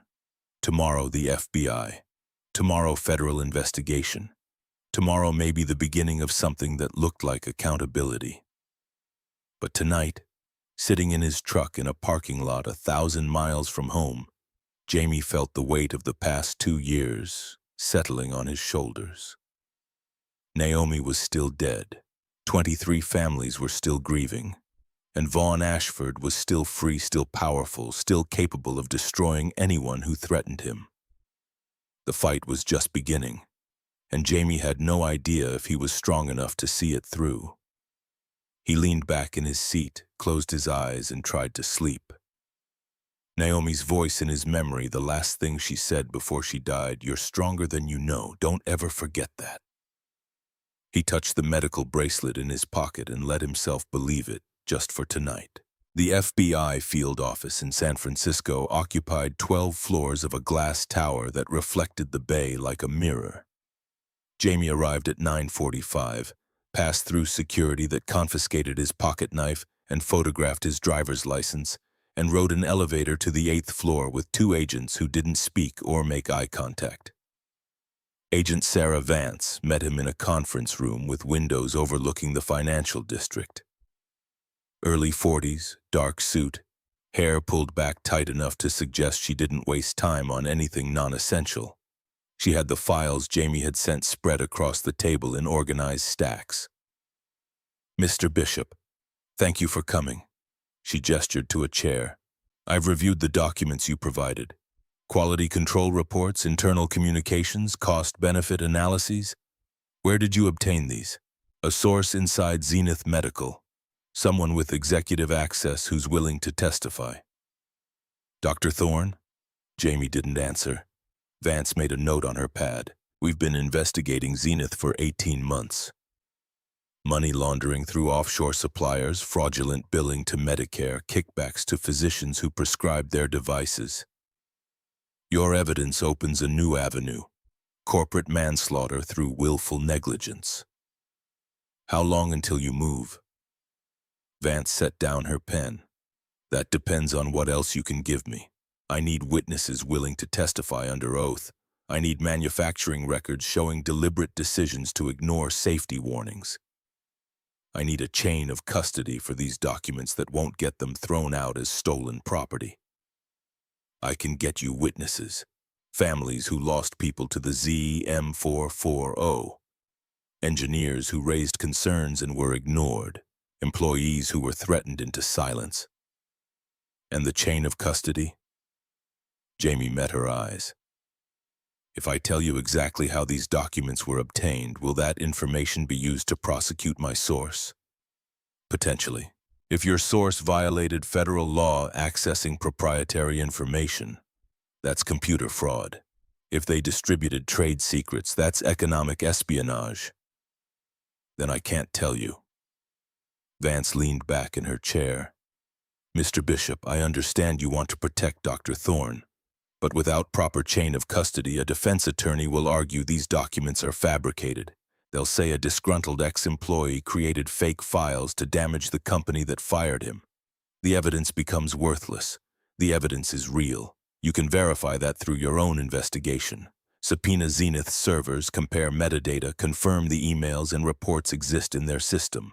That takes months, maybe years if they fight the subpoena."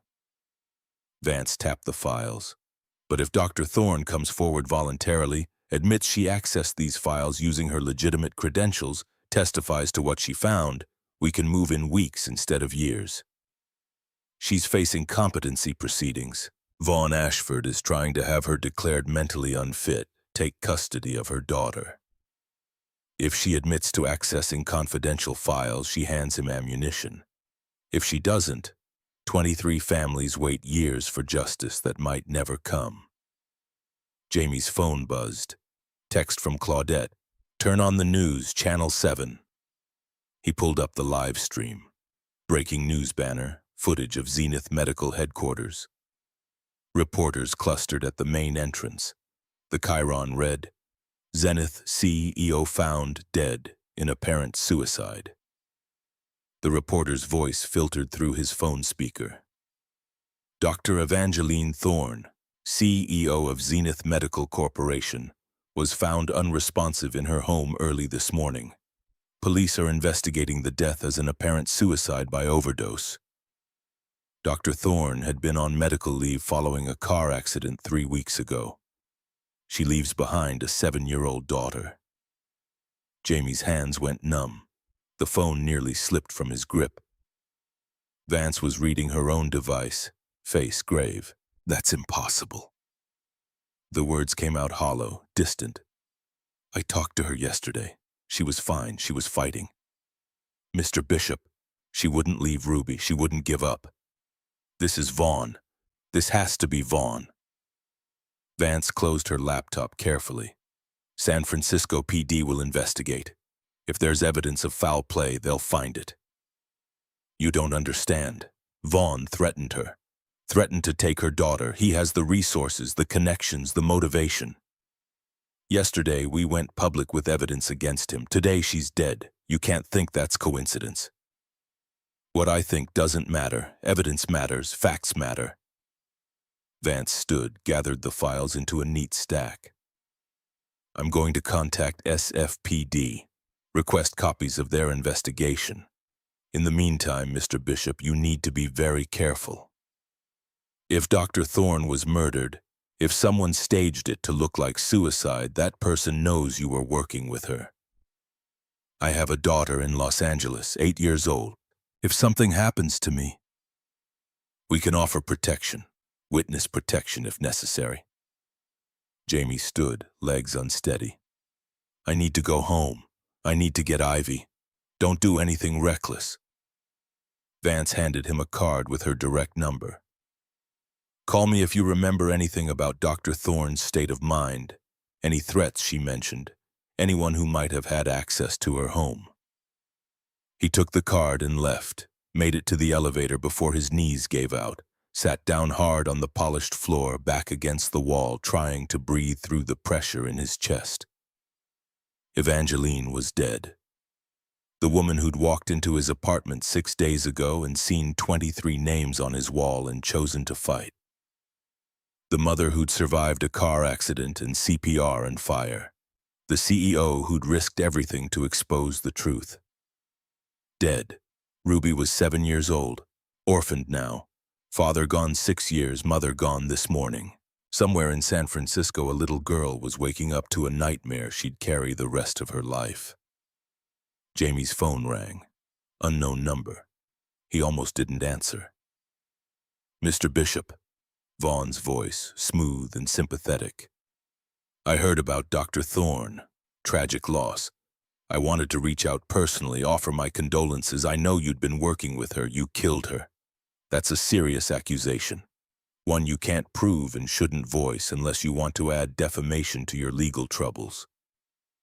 The timing is pretty clear. Yesterday we exposed your cover-up. Today she's dead. Yesterday Dr. Thorne violated multiple federal laws, accessing confidential information and distributing it to unauthorized parties. Today she faced the consequences of those actions. Depression, guilt, shame. These are powerful forces." Vaughn paused, letting the implications settle, particularly for someone already struggling with trauma from a near-fatal accident. She wasn't suicidal. Her medical records will show otherwise. Prescriptions for anxiety medication, sessions with a trauma counselor, documented episodes of erratic behavior. The narrative writes itself, Mr. Bishop. Unstable CEO spirals after accident, makes increasingly desperate choices, ultimately takes her own life. You manufactured that narrative. I documented reality. There's a difference. Jamie's free hand found Naomi's medical bracelet in his pocket, squeezed until the metal edges bit into his palm. What about Ruby? Ruby Thorne is now a ward of the state pending determination of appropriate guardianship. I've petitioned the court to grant custody to her maternal aunt in Boston.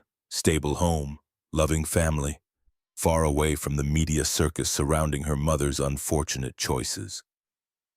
You're erasing Evangeline, sending her daughter away, burying the story, making sure no one remembers what she tried to do. I'm protecting a child from further trauma, and I'm offering you the same protection, Mr. Bishop, take the settlement. 200,000 now, enhanced from my previous offer. Sign the NDA. Go home to your daughter. Let this go. Or what? Or the investigation into Dr. Thorne's death expands to include her co-conspirators. Computer fraud charges, theft of trade secrets, conspiracy to damage a corporation through false allegations. Your employer's business license gets suspended pending resolution of unrelated financial irregularities. Your daughter's asthma medication suddenly isn't covered by any discount program in the state. Vaughn's voice never lost its pleasant, reasonable tone. The system has many pressure points, Mr. Bishop. I know where all of them are. Do you really want to find out how many I'm willing to press? The line went dead. Jamie sat on the elevator floor and tried to think through the rage. Tried to find some path forward that didn't end with him in jail or Ivy in foster care or both of them destroyed as thoroughly as Vaughn had destroyed Evangeline. The elevator dinged. Doors opened on the ground floor. A security guard looked down at him with concern and professional suspicion. "Sir, are you all right?" Jamie stood, legs shaking. "I'm fine, just needed a minute." He walked out through the lobby, past the metal detectors and ID checkpoints, into morning sunlight that felt obscene in its normalcy. People walked past on the sidewalk, carrying coffee, checking phones, living their lives like the world hadn't just tilted sideways. His truck was parked 3 blocks away. He made it halfway there before his phone rang again. "Claudette," he answered. "Is Ivy okay?" "She's fine, baby. At school, safe. But you need to come home. There are men watching the building." "What kind of men?" "The kind in dark cars who don't belong in this neighborhood. 2 of them parked across the street since 8 this morning. Haven't moved. Haven't gotten out. Just sitting there." "Did you call the police and tell them what? That men are legally parked on a public street?" Claudette's voice was sharp with worry. "Jamie, what's happening? The news is saying that CEO woman killed herself. The one you were helping. I'm coming home. Don't let Ivy out of your sight. If those men approach you, if they try anything, call 911 immediately." "What about you?" "I'll be careful." The drive back to Los Angeles took 7 hours that felt like 7 days. Jamie kept checking his mirrors, watching for tails, running through scenarios. If Vaughn wanted him dead, staging a car accident on I-5 would be trivial. Single vehicle collision, driver fatigue, no witnesses. The perfect solution. But Vaughn didn't need Jamie dead. He needed Jamie silent, compliant, neutralized. Dead created a martyr, investigation, questions. Alive and terrified created cooperation. At 4 p.m., Jamie's phone buzzed with a news alert. Zenith medical executive Vaughn Ashford addresses media regarding CEO's death. He pulled up the video. Vaughn standing at a podium outside Zenith headquarters, expression appropriately somber, voice heavy with manufactured grief. Dr. Evangeline Thorne was a visionary leader and a dear friend. Her death is a profound loss for our company, our industry, and most importantly for her daughter Ruby. In the wake of this tragedy, the board has asked me to assume permanent leadership as CEO, effective immediately. We will honor Dr. Thorne's memory by continuing the work she started, advancing medical innovation while maintaining the highest standards of safety and ethics. A reporter shouted a question. "Mr. Ashford, is it true Dr. Thorne was investigating alleged safety violations before her death?" Vaughn's expression shifted to carefully calibrated concern. Dr. Thorne was recovering from a serious accident. She was experiencing trauma-related symptoms that affected her judgment. Some of the allegations she made were based on misunderstandings of internal communications and standard industry practices. We have full confidence in our safety protocols and our commitment to patient well-being. Another reporter. What about the families claiming wrongful death related to the ZM440 insulin pump? All medical devices carry some risk. We work closely with the FDA to monitor adverse events and address any legitimate safety concerns. The ZM440 has been used safely by tens of thousands of patients. The handful of tragic incidents represent the unavoidable reality that complex systems sometimes fail despite our best efforts.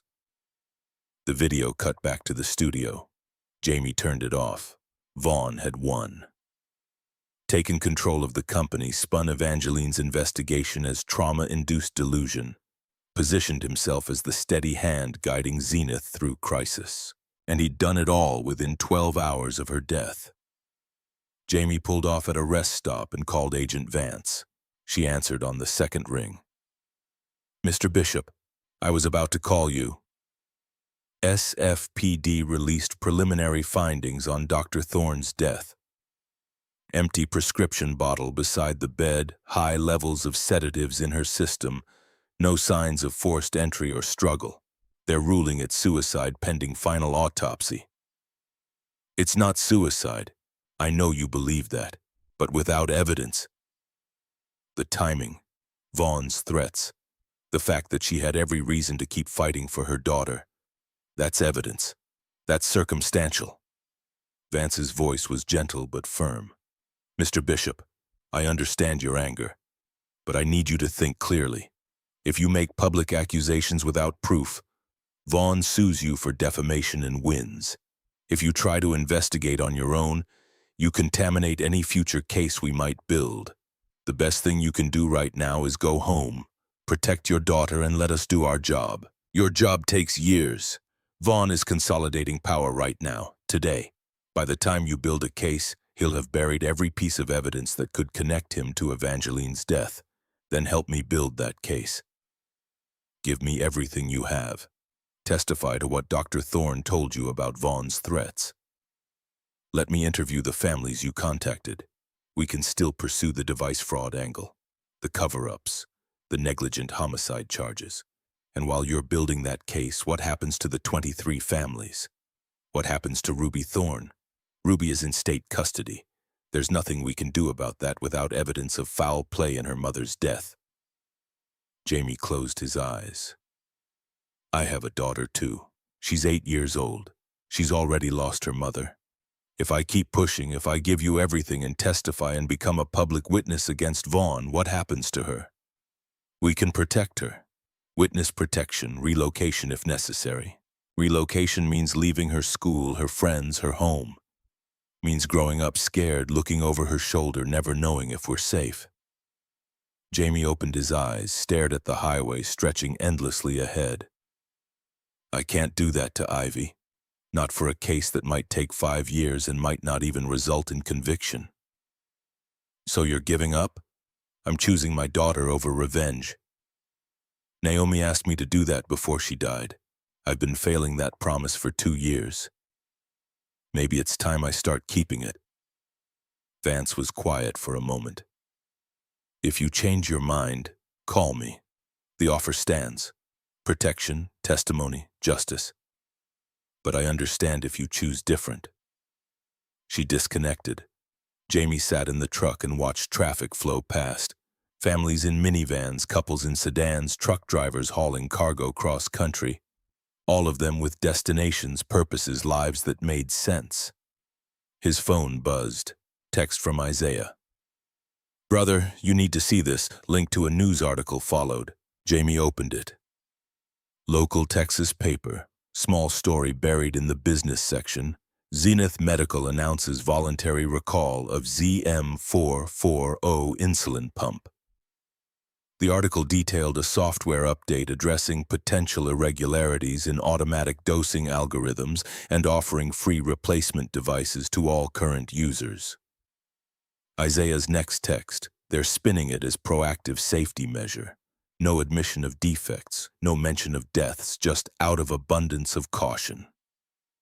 Another text, but the devices are being pulled, patients are getting replacements. It's not justice, but it's something.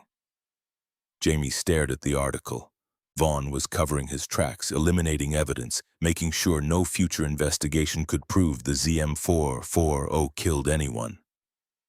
But he was also taking the defective devices off the market. 23 deaths had forced his hand, even if he'd never admit it. Naomi would still be dead. Lynn Nguyen, Emma Henderson, 21 others would still be dead. Evangeline would still be dead, but future patients would be safe. It wasn't justice. Isaiah was right about that, but it was something. Jamie pulled back onto the highway and drove home. Claudette met him at the apartment door with Ivy already in her pajamas, homework done, teeth brushed. The worry in Claudette's eyes said she'd been watching those cars all day, waiting for them to do something that justified calling police. They still out there? Left about an hour ago. Claudette handed Ivy over, the child fitting perfectly into Jamie's arms, her weight a reminder of what actually mattered. But they'll be back. Men like that always come back. I know. What are you going to do? Keep her safe, that's all that matters. Claudette studied his face, reading the defeat there, the surrender. And the people responsible? The company that killed Naomi? They're recalling the device. It's not enough, but it's what I can get. The old woman's expression softened with understanding and sadness both. Naomi would want you choosing Ivy. You know that, right? She'd want you alive and present, not martyred and gone. I know. After Claudette left, Jamie sat with Ivy on the couch and explained what he could in terms an 8-year-old might understand. That the work he'd been doing was over. That the people he'd been trying to help would have to find different ways forward. That sometimes fighting meant knowing when to stop. Ivy listened with those serious eyes that saw too much. Are we in danger? Not anymore. The bad people got what they wanted. They don't need to hurt us now. What did they want? For me to be quiet, to stop asking questions they didn't want to answer. And you're going to be quiet now? Jamie pulled her closer. I'm going to be here. With you. That's what matters. She nodded against his chest. Then quietly, Mom would understand. She always said the bravest thing sometimes is knowing what you can't fix. The words hit Jamie like a fist. He'd forgotten Naomi used to say that, forgotten a lot of things in the obsessive spiral of the past 2 years. But Ivy remembered. Ivy carried her mother's wisdom in ways Jamie had lost. Yeah, baby girl, she would understand. That night after Ivy fell asleep, Jamie stood in the doorway of the second bedroom and looked at the wall. 23 names. 23 lives reduced to data points in his investigation. Naomi's photo in the center, smiling and alive and gone. He took it all down. Every photo, every printout, every string of red thread connecting causation and correlation. Filled 2 garbage bags with evidence that would never see a courtroom, with research that would never change anything. The wall looked bare and wounded when he finished. Nail holes and tape residue, the only evidence anything had been there at all. Jamie put Naomi's photo in a frame and set it on the dresser in his bedroom. Somewhere visible, honored, but not consuming. The medical bracelet went in the drawer of his nightstand, close enough to touch when needed but not carried everywhere like a talisman against forgetting. His phone rang at 2 a.m. Unknown number. He almost let it go to voicemail. Mr. Bishop, this is Patricia Henderson. Emma's mother, Mrs. Henderson. I'm sorry. I saw the news about Dr. Thorne. That's why I'm calling. Patricia's voice was strained, exhausted. After Evangeline died, after Vaughn took over Zenith, their lawyers reached out. New settlement offer. $400,000 up from the previous $200,000. Enhanced NDA. Agreement to make no further public statements about Emma's death. Are you going to take it? My husband wants to. Says Emma's gone. Nothing brings her back. $400,000 pays off the house and puts my son through college. Says I need to let her rest. What do you want? I want my daughter to matter. I want her death to mean something more than a line item in Zenith's legal budget. But I'm so tired, Mr. Bishop. I've been fighting for 2 years. I don't know if I have anything left. The recall. They pulled the ZM440. That happened because of you, because you went on camera and told Emma's story. Future patients won't die the way she did, but Vaughn is still CEO. Zenith still denies any wrongdoing. Emma's death is still officially user error in their records. I know. And I'm sorry. I thought we could change that. I was wrong. Patricia was quiet for a long moment. What are you going to do? Take care of my daughter. That's all I can control. Yeah, me too. She exhaled slowly, decision made. I'm taking the settlement, using the money to start a foundation in Emma's name. Medical device safety advocacy, support for families navigating wrongful death claims. She won't be forgotten, not by me. That's beautiful. It's compromise. But sometimes that's all we get. After Patricia disconnected, Jamie lay in the dark and thought about compromise. About the distance between justice and survival. About choosing presence over martyrdom. His phone buzzed one more time. Text from Vaughn. Smart choice, Mr. Bishop. Settlement documents will arrive tomorrow. Sign them. Move on. Live your life. No threats this time. No pressure points or leverage. Just acknowledgement that Jamie had chosen the path of least destruction. He deleted the message and turned off his phone. Morning came with diffuse light through cheap curtains. Jamie made breakfast, got Ivy ready for school, walked her to the bus stop the way he did every morning. Normal routines, normal rhythms, the architecture of a life that would continue. The settlement arrived by courier at noon. $200,000 enhanced ND-A with financial penalties for breach. Agreement to destroy all materials related to Zenith Medical and never again contact anyone connected to the company or its products. Jamie read it twice, signed on the last page, scanned and emailed it back. The money hit his account 3 hours later. He paid off Naomi's medical bills, 6 months of back rent, Ivy's asthma medication for the next year. Put the rest in a college fund that would actually give her options when she turned 18. That night, he took Ivy to the state fair. Let her win a stuffed elephant at the ring toss, bought her cotton candy that turned her fingers blue, rode the Ferris wheel as the sun set behind the same skyline Naomi had laughed against 3 years ago. Ivy looked at him from across the Ferris wheel seat. This is nice. We haven't done this in a long time. I know. I'm sorry. I've been distracted with the wall. She'd known. Of course she'd known. Jamie nodded. Is it gone now? The wall? Yeah, baby girl, it's gone. Good. Mom wouldn't have liked it. No, she wouldn't have. The Ferris wheel reached its peak and paused. The fair spread below them in lights and music and laughter. Somewhere out there, Vaughn Ashford was consolidating power, erasing evidence, building the narrative that would protect Zenith Medical from accountability. Somewhere, Ruby Thorne was learning to live without her mother. Somewhere, 23 families were making their own compromises between justice and survival. But here, in this moment, Jamie had his daughter beside him and money enough to keep her safe and the sunset painting the sky the same colors it had been 3 years ago when the world still made sense. Ivy leaned against his shoulder. I miss Mom. I miss her too. But you're still here. That's good. Yeah, kiddo. I'm still here. The Ferris wheel started moving again, carrying them back down to earth and whatever came next. 2 months later, Jamie got a call from Agent Vance.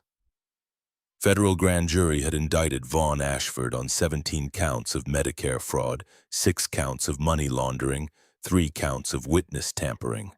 The device failures weren't included, too hard to prove without Evangeline's testimony. But the financial crimes had enough evidence to stick.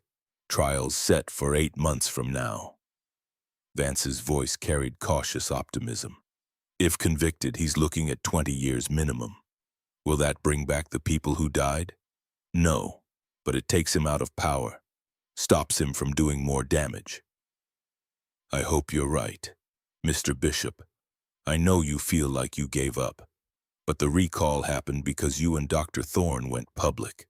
The investigation expanded because you provided evidence. Sometimes the wins are smaller than we want, but they're still wins. Jamie thanked her and disconnected.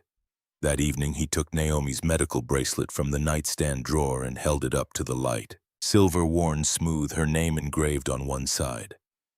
He'd carried it for 2 years like a promise, like proof he hadn't forgotten. But memory didn't require physical objects. Naomi lived in Ivy's serious eyes, in the way she tilted her head when she was thinking, in her laugh that echoed her mother's so perfectly it sometimes stopped Jamie's heart. He put the bracelet in a small box with Naomi's wedding ring and the last card she'd written him, before she got too weak to hold a pen.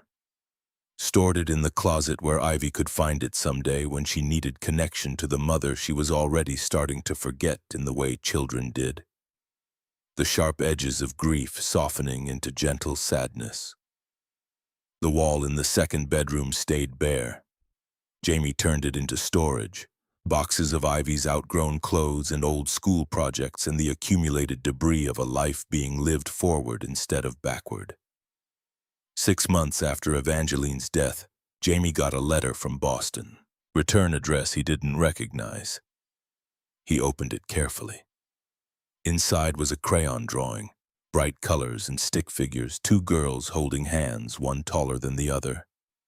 Above them in careful 8-year-old handwriting, me and Ivy, below it, thank you for trying to save my mom. A note from an adult hand, brief and formal, Ruby is adjusting to life with her aunt's family. She asked me to send this to you. She remembers meeting Ivy at your apartment building. She wanted Ivy to know she's okay. Jamie put the drawing on the refrigerator next to Ivy's latest school project. That night, he showed it to her and explained who Ruby was, what had happened to her mother, why this drawing mattered. Ivy studied the picture with that serious expression. Can we write back? If you want to. They composed a letter together, Ivy's words, Jamie's handwriting. Talked about school and favorite books and the stuffed elephant from the fair. Normal things, safe things, the kind of connection that might help a traumatized 7-year-old remember she wasn't alone. The trial happened 8 months later, exactly on schedule. Vaughn's lawyers fought hard, but the evidence was overwhelming. Financial records, witness testimony, paper trails that even the best legal team couldn't explain away. Guilty on 14 of 17 counts. Sentencing 3 months later, 18 years federal prison. Jamie watched the verdict on the news from his living room. Vaughn being led out of the courthouse in handcuffs, expression finally cracking. The smooth confidence replaced with something that looked almost like fear. Ivy came and sat beside him. Is that the bad man? Yeah. Is he going to jail now? For a long time. Good. She went back to her homework without another word. That night, Jamie dreamed about Naomi. Not the hospital version, weak and dying, but the state fair version. Laughing, alive, wearing that sundress she loved and holding cotton candy that stained her fingers pink. In the dream, she looked at him and smiled. You did good, Jamie. You kept the promise that mattered. When he woke up, the dream faded, but the feeling stayed. Permission, maybe. Or just his subconscious giving him what he needed to finally let go of the guilt that had been crushing him since the day she died. He got out of bed and made breakfast, got Ivy ready for school, lived the day that came next and then the day after that. 1 year after Evangeline's death, Patricia Henderson's foundation announced its first major initiative, scholarship fund for children who'd lost parents to defective medical devices. Starting with 23 scholarships, 1 for each life lost to the ZM440. Jamie donated $10,000 anonymously, used some of Naomi's settlement money to help make sure those 23 lives meant something beyond corporate balance sheets and legal filings. Ivy turned 10, started middle school, made friends who'd never known her mother, who didn't carry the weight of that loss every time they looked at her. Normal childhood, normal problems, normal joys. Jamie kept working at Rodriguez Auto Repair, got promoted to lead mechanic after Miguel retired. The pay was better, the hours more flexible. He coached Ivy's soccer team on weekends and helped with homework on weeknights and showed up to every school event like it was the most important thing in the world. Because it was. 2 years after Vaughn's conviction, Jamie got another letter. This one from Ruby's aunt in Boston. Ruby had written an essay for school about her mother, about courage and truth and the price of doing what's right. The essay won a state competition. They thought Jamie might want to read it. He did, every word. Ruby wrote about Evangeline not as a CEO or a victim, but as a mother who'd chosen to fight even when it cost everything, who'd seen injustice and couldn't look away, who'd died trying to protect people she'd never met. It wasn't the ending Jamie had wanted, but it was the truth Ruby needed to carry forward. He wrote back, told her that her mother had been brave in ways that mattered more than winning, that sometimes the fight itself was the point, even when the victory was incomplete. Ruby's response came 6 weeks later, teenage handwriting sharper than the crayon of years past. "Thank you for seeing my mom the way I do. Everyone else just feels sorry for her. But you remember she was strong." Jamie kept that letter with Naomi's bracelet and wedding ring, evidence that some losses created connections instead of just absence. 5 years after signing the NDA, after the statute of limitations expired on any breach penalties, Jamie wrote his own story. Not for publication, not for profit, just for Ivy, so she'd understand someday why her father had spent 2 years obsessed with a wall of evidence, and why he'd ultimately walked away. He wrote about Naomi and the promises she'd asked him to make, about the 23 families and the choice between justice and survival, about Evangeline and Ruby and the cost of courage, about settling for less than you wanted because more than you wanted didn't exist. The manuscript lived in a drawer until Ivy turned 16 and asked to read it. She spent 3 days with it. Didn't talk much during those days, just absorbed the story of who her parents had been before she was old enough to remember clearly. When she finished, she came to Jamie and hugged him hard enough to hurt. "I understand now. Why you were angry, why you had the wall, why you stopped. Do you think I gave up?" Ivy pulled back, looked him in the eye with Naomi's serious expression. "I think you chose me. That's not giving up. That's love." The words Naomi had said in the dream. Confirmation from the daughter who carried her mother's wisdom better than Jamie ever had. Yeah, baby girl, that's exactly what it was. Ivy graduated high school 2 years later. Full scholarship to university, pre-med track, plans to become a doctor specializing in medical device safety. She was going to do the work Jamie had abandoned, but she was going to do it the right way, through research and regulation and systemic change instead of obsession and rage. The night before she left for college, Ivy asked about Naomi's medical bracelet. Jamie got it from the closet, handed it to her. She turned it over in her hands. "Can I take this with me? It's yours. It was always going to be yours. What about you? I don't need the bracelet to remember. I have you. You're everything good about your mother, walking around in the world, making it better just by being in it." Ivy put the bracelet in her bag with her textbooks and laptop and all the things she'd need to build a future neither of her parents got to see. After she left, Jamie sat in the apartment that felt too big without her and thought about the distance traveled. From the wall of obsession to this moment of letting go, from choosing revenge to choosing presence, from breaking promises to keeping the one that mattered most. His phone buzzed. Text from Ruby, now 19, sophomore at Berkeley. "Heard Ivy got into med school track. Your daughter's going to change the world." Jamie typed back, "So are you.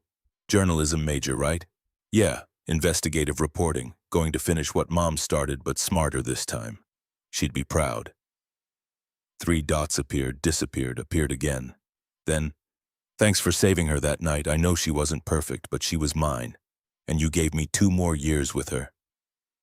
Jamie stared at the message. He'd saved Evangeline from a burning car and she'd died anyway 6 days later, under circumstances that still felt wrong even if he'd never be able to prove it. But Ruby was right. Those 6 days mattered.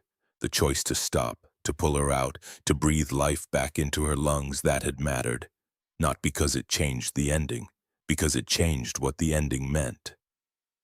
He typed back, She died fighting for what was right. That's the best any of us can hope for.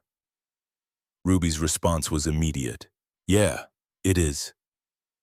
Jamie put his phone down and looked around the empty apartment. Tomorrow he'd start the process of downsizing, moving somewhere smaller, adjusting to life as a father whose child had grown up and moved on. Tonight he pulled out the box from the closet one more time. Naomi's wedding ring, the card she'd written, the photograph from the state fair. He didn't need these objects to remember, but holding them connected past and present in ways that felt necessary sometimes. The card was worn from being read too many times. Her handwriting faded but still legible. My love, when I'm gone, don't hold so tight to who I was that you forget to be who you are. The promises I asked you to make weren't chains. They were permissions. Permission to grieve, permission to heal, permission to love again. Use them, Jamie. Live. He'd failed at the second promise for 2 years. Kept the first promise imperfectly but consistently. Never attempted the third. But Ivy was launched. The fight was over. Vaughn was in prison. The ZIM 440 was off the market. 23 families had their foundations and scholarships and memories honored in ways that mattered. Maybe it was time to try keeping the third promise. Jamie closed the box and put it back in the closet. Tomorrow or next week or next month he'd figure out what loving again looked like for a 50-year-old mechanic with more past than future. Tonight he sat in the quiet apartment and let himself feel grateful. For Ivy, healthy and brilliant and carrying Naomi's legacy better than grief ever could. For the families who'd found their own versions of peace. For Ruby, who'd lost both parents and somehow still believed the world was worth fighting for. For the moments at the state fair 3 years ago when everything was perfect and simple and before the wall consumed him. For Naomi, who'd loved him enough to give him permission to live when she couldn't. The promises weren't chains, they were permissions. Jamie understood that now. Maybe he'd always understood it, but understanding and accepting were different things. He turned off the lights and went to bed. Tomorrow would come regardless, might as well meet it on purpose.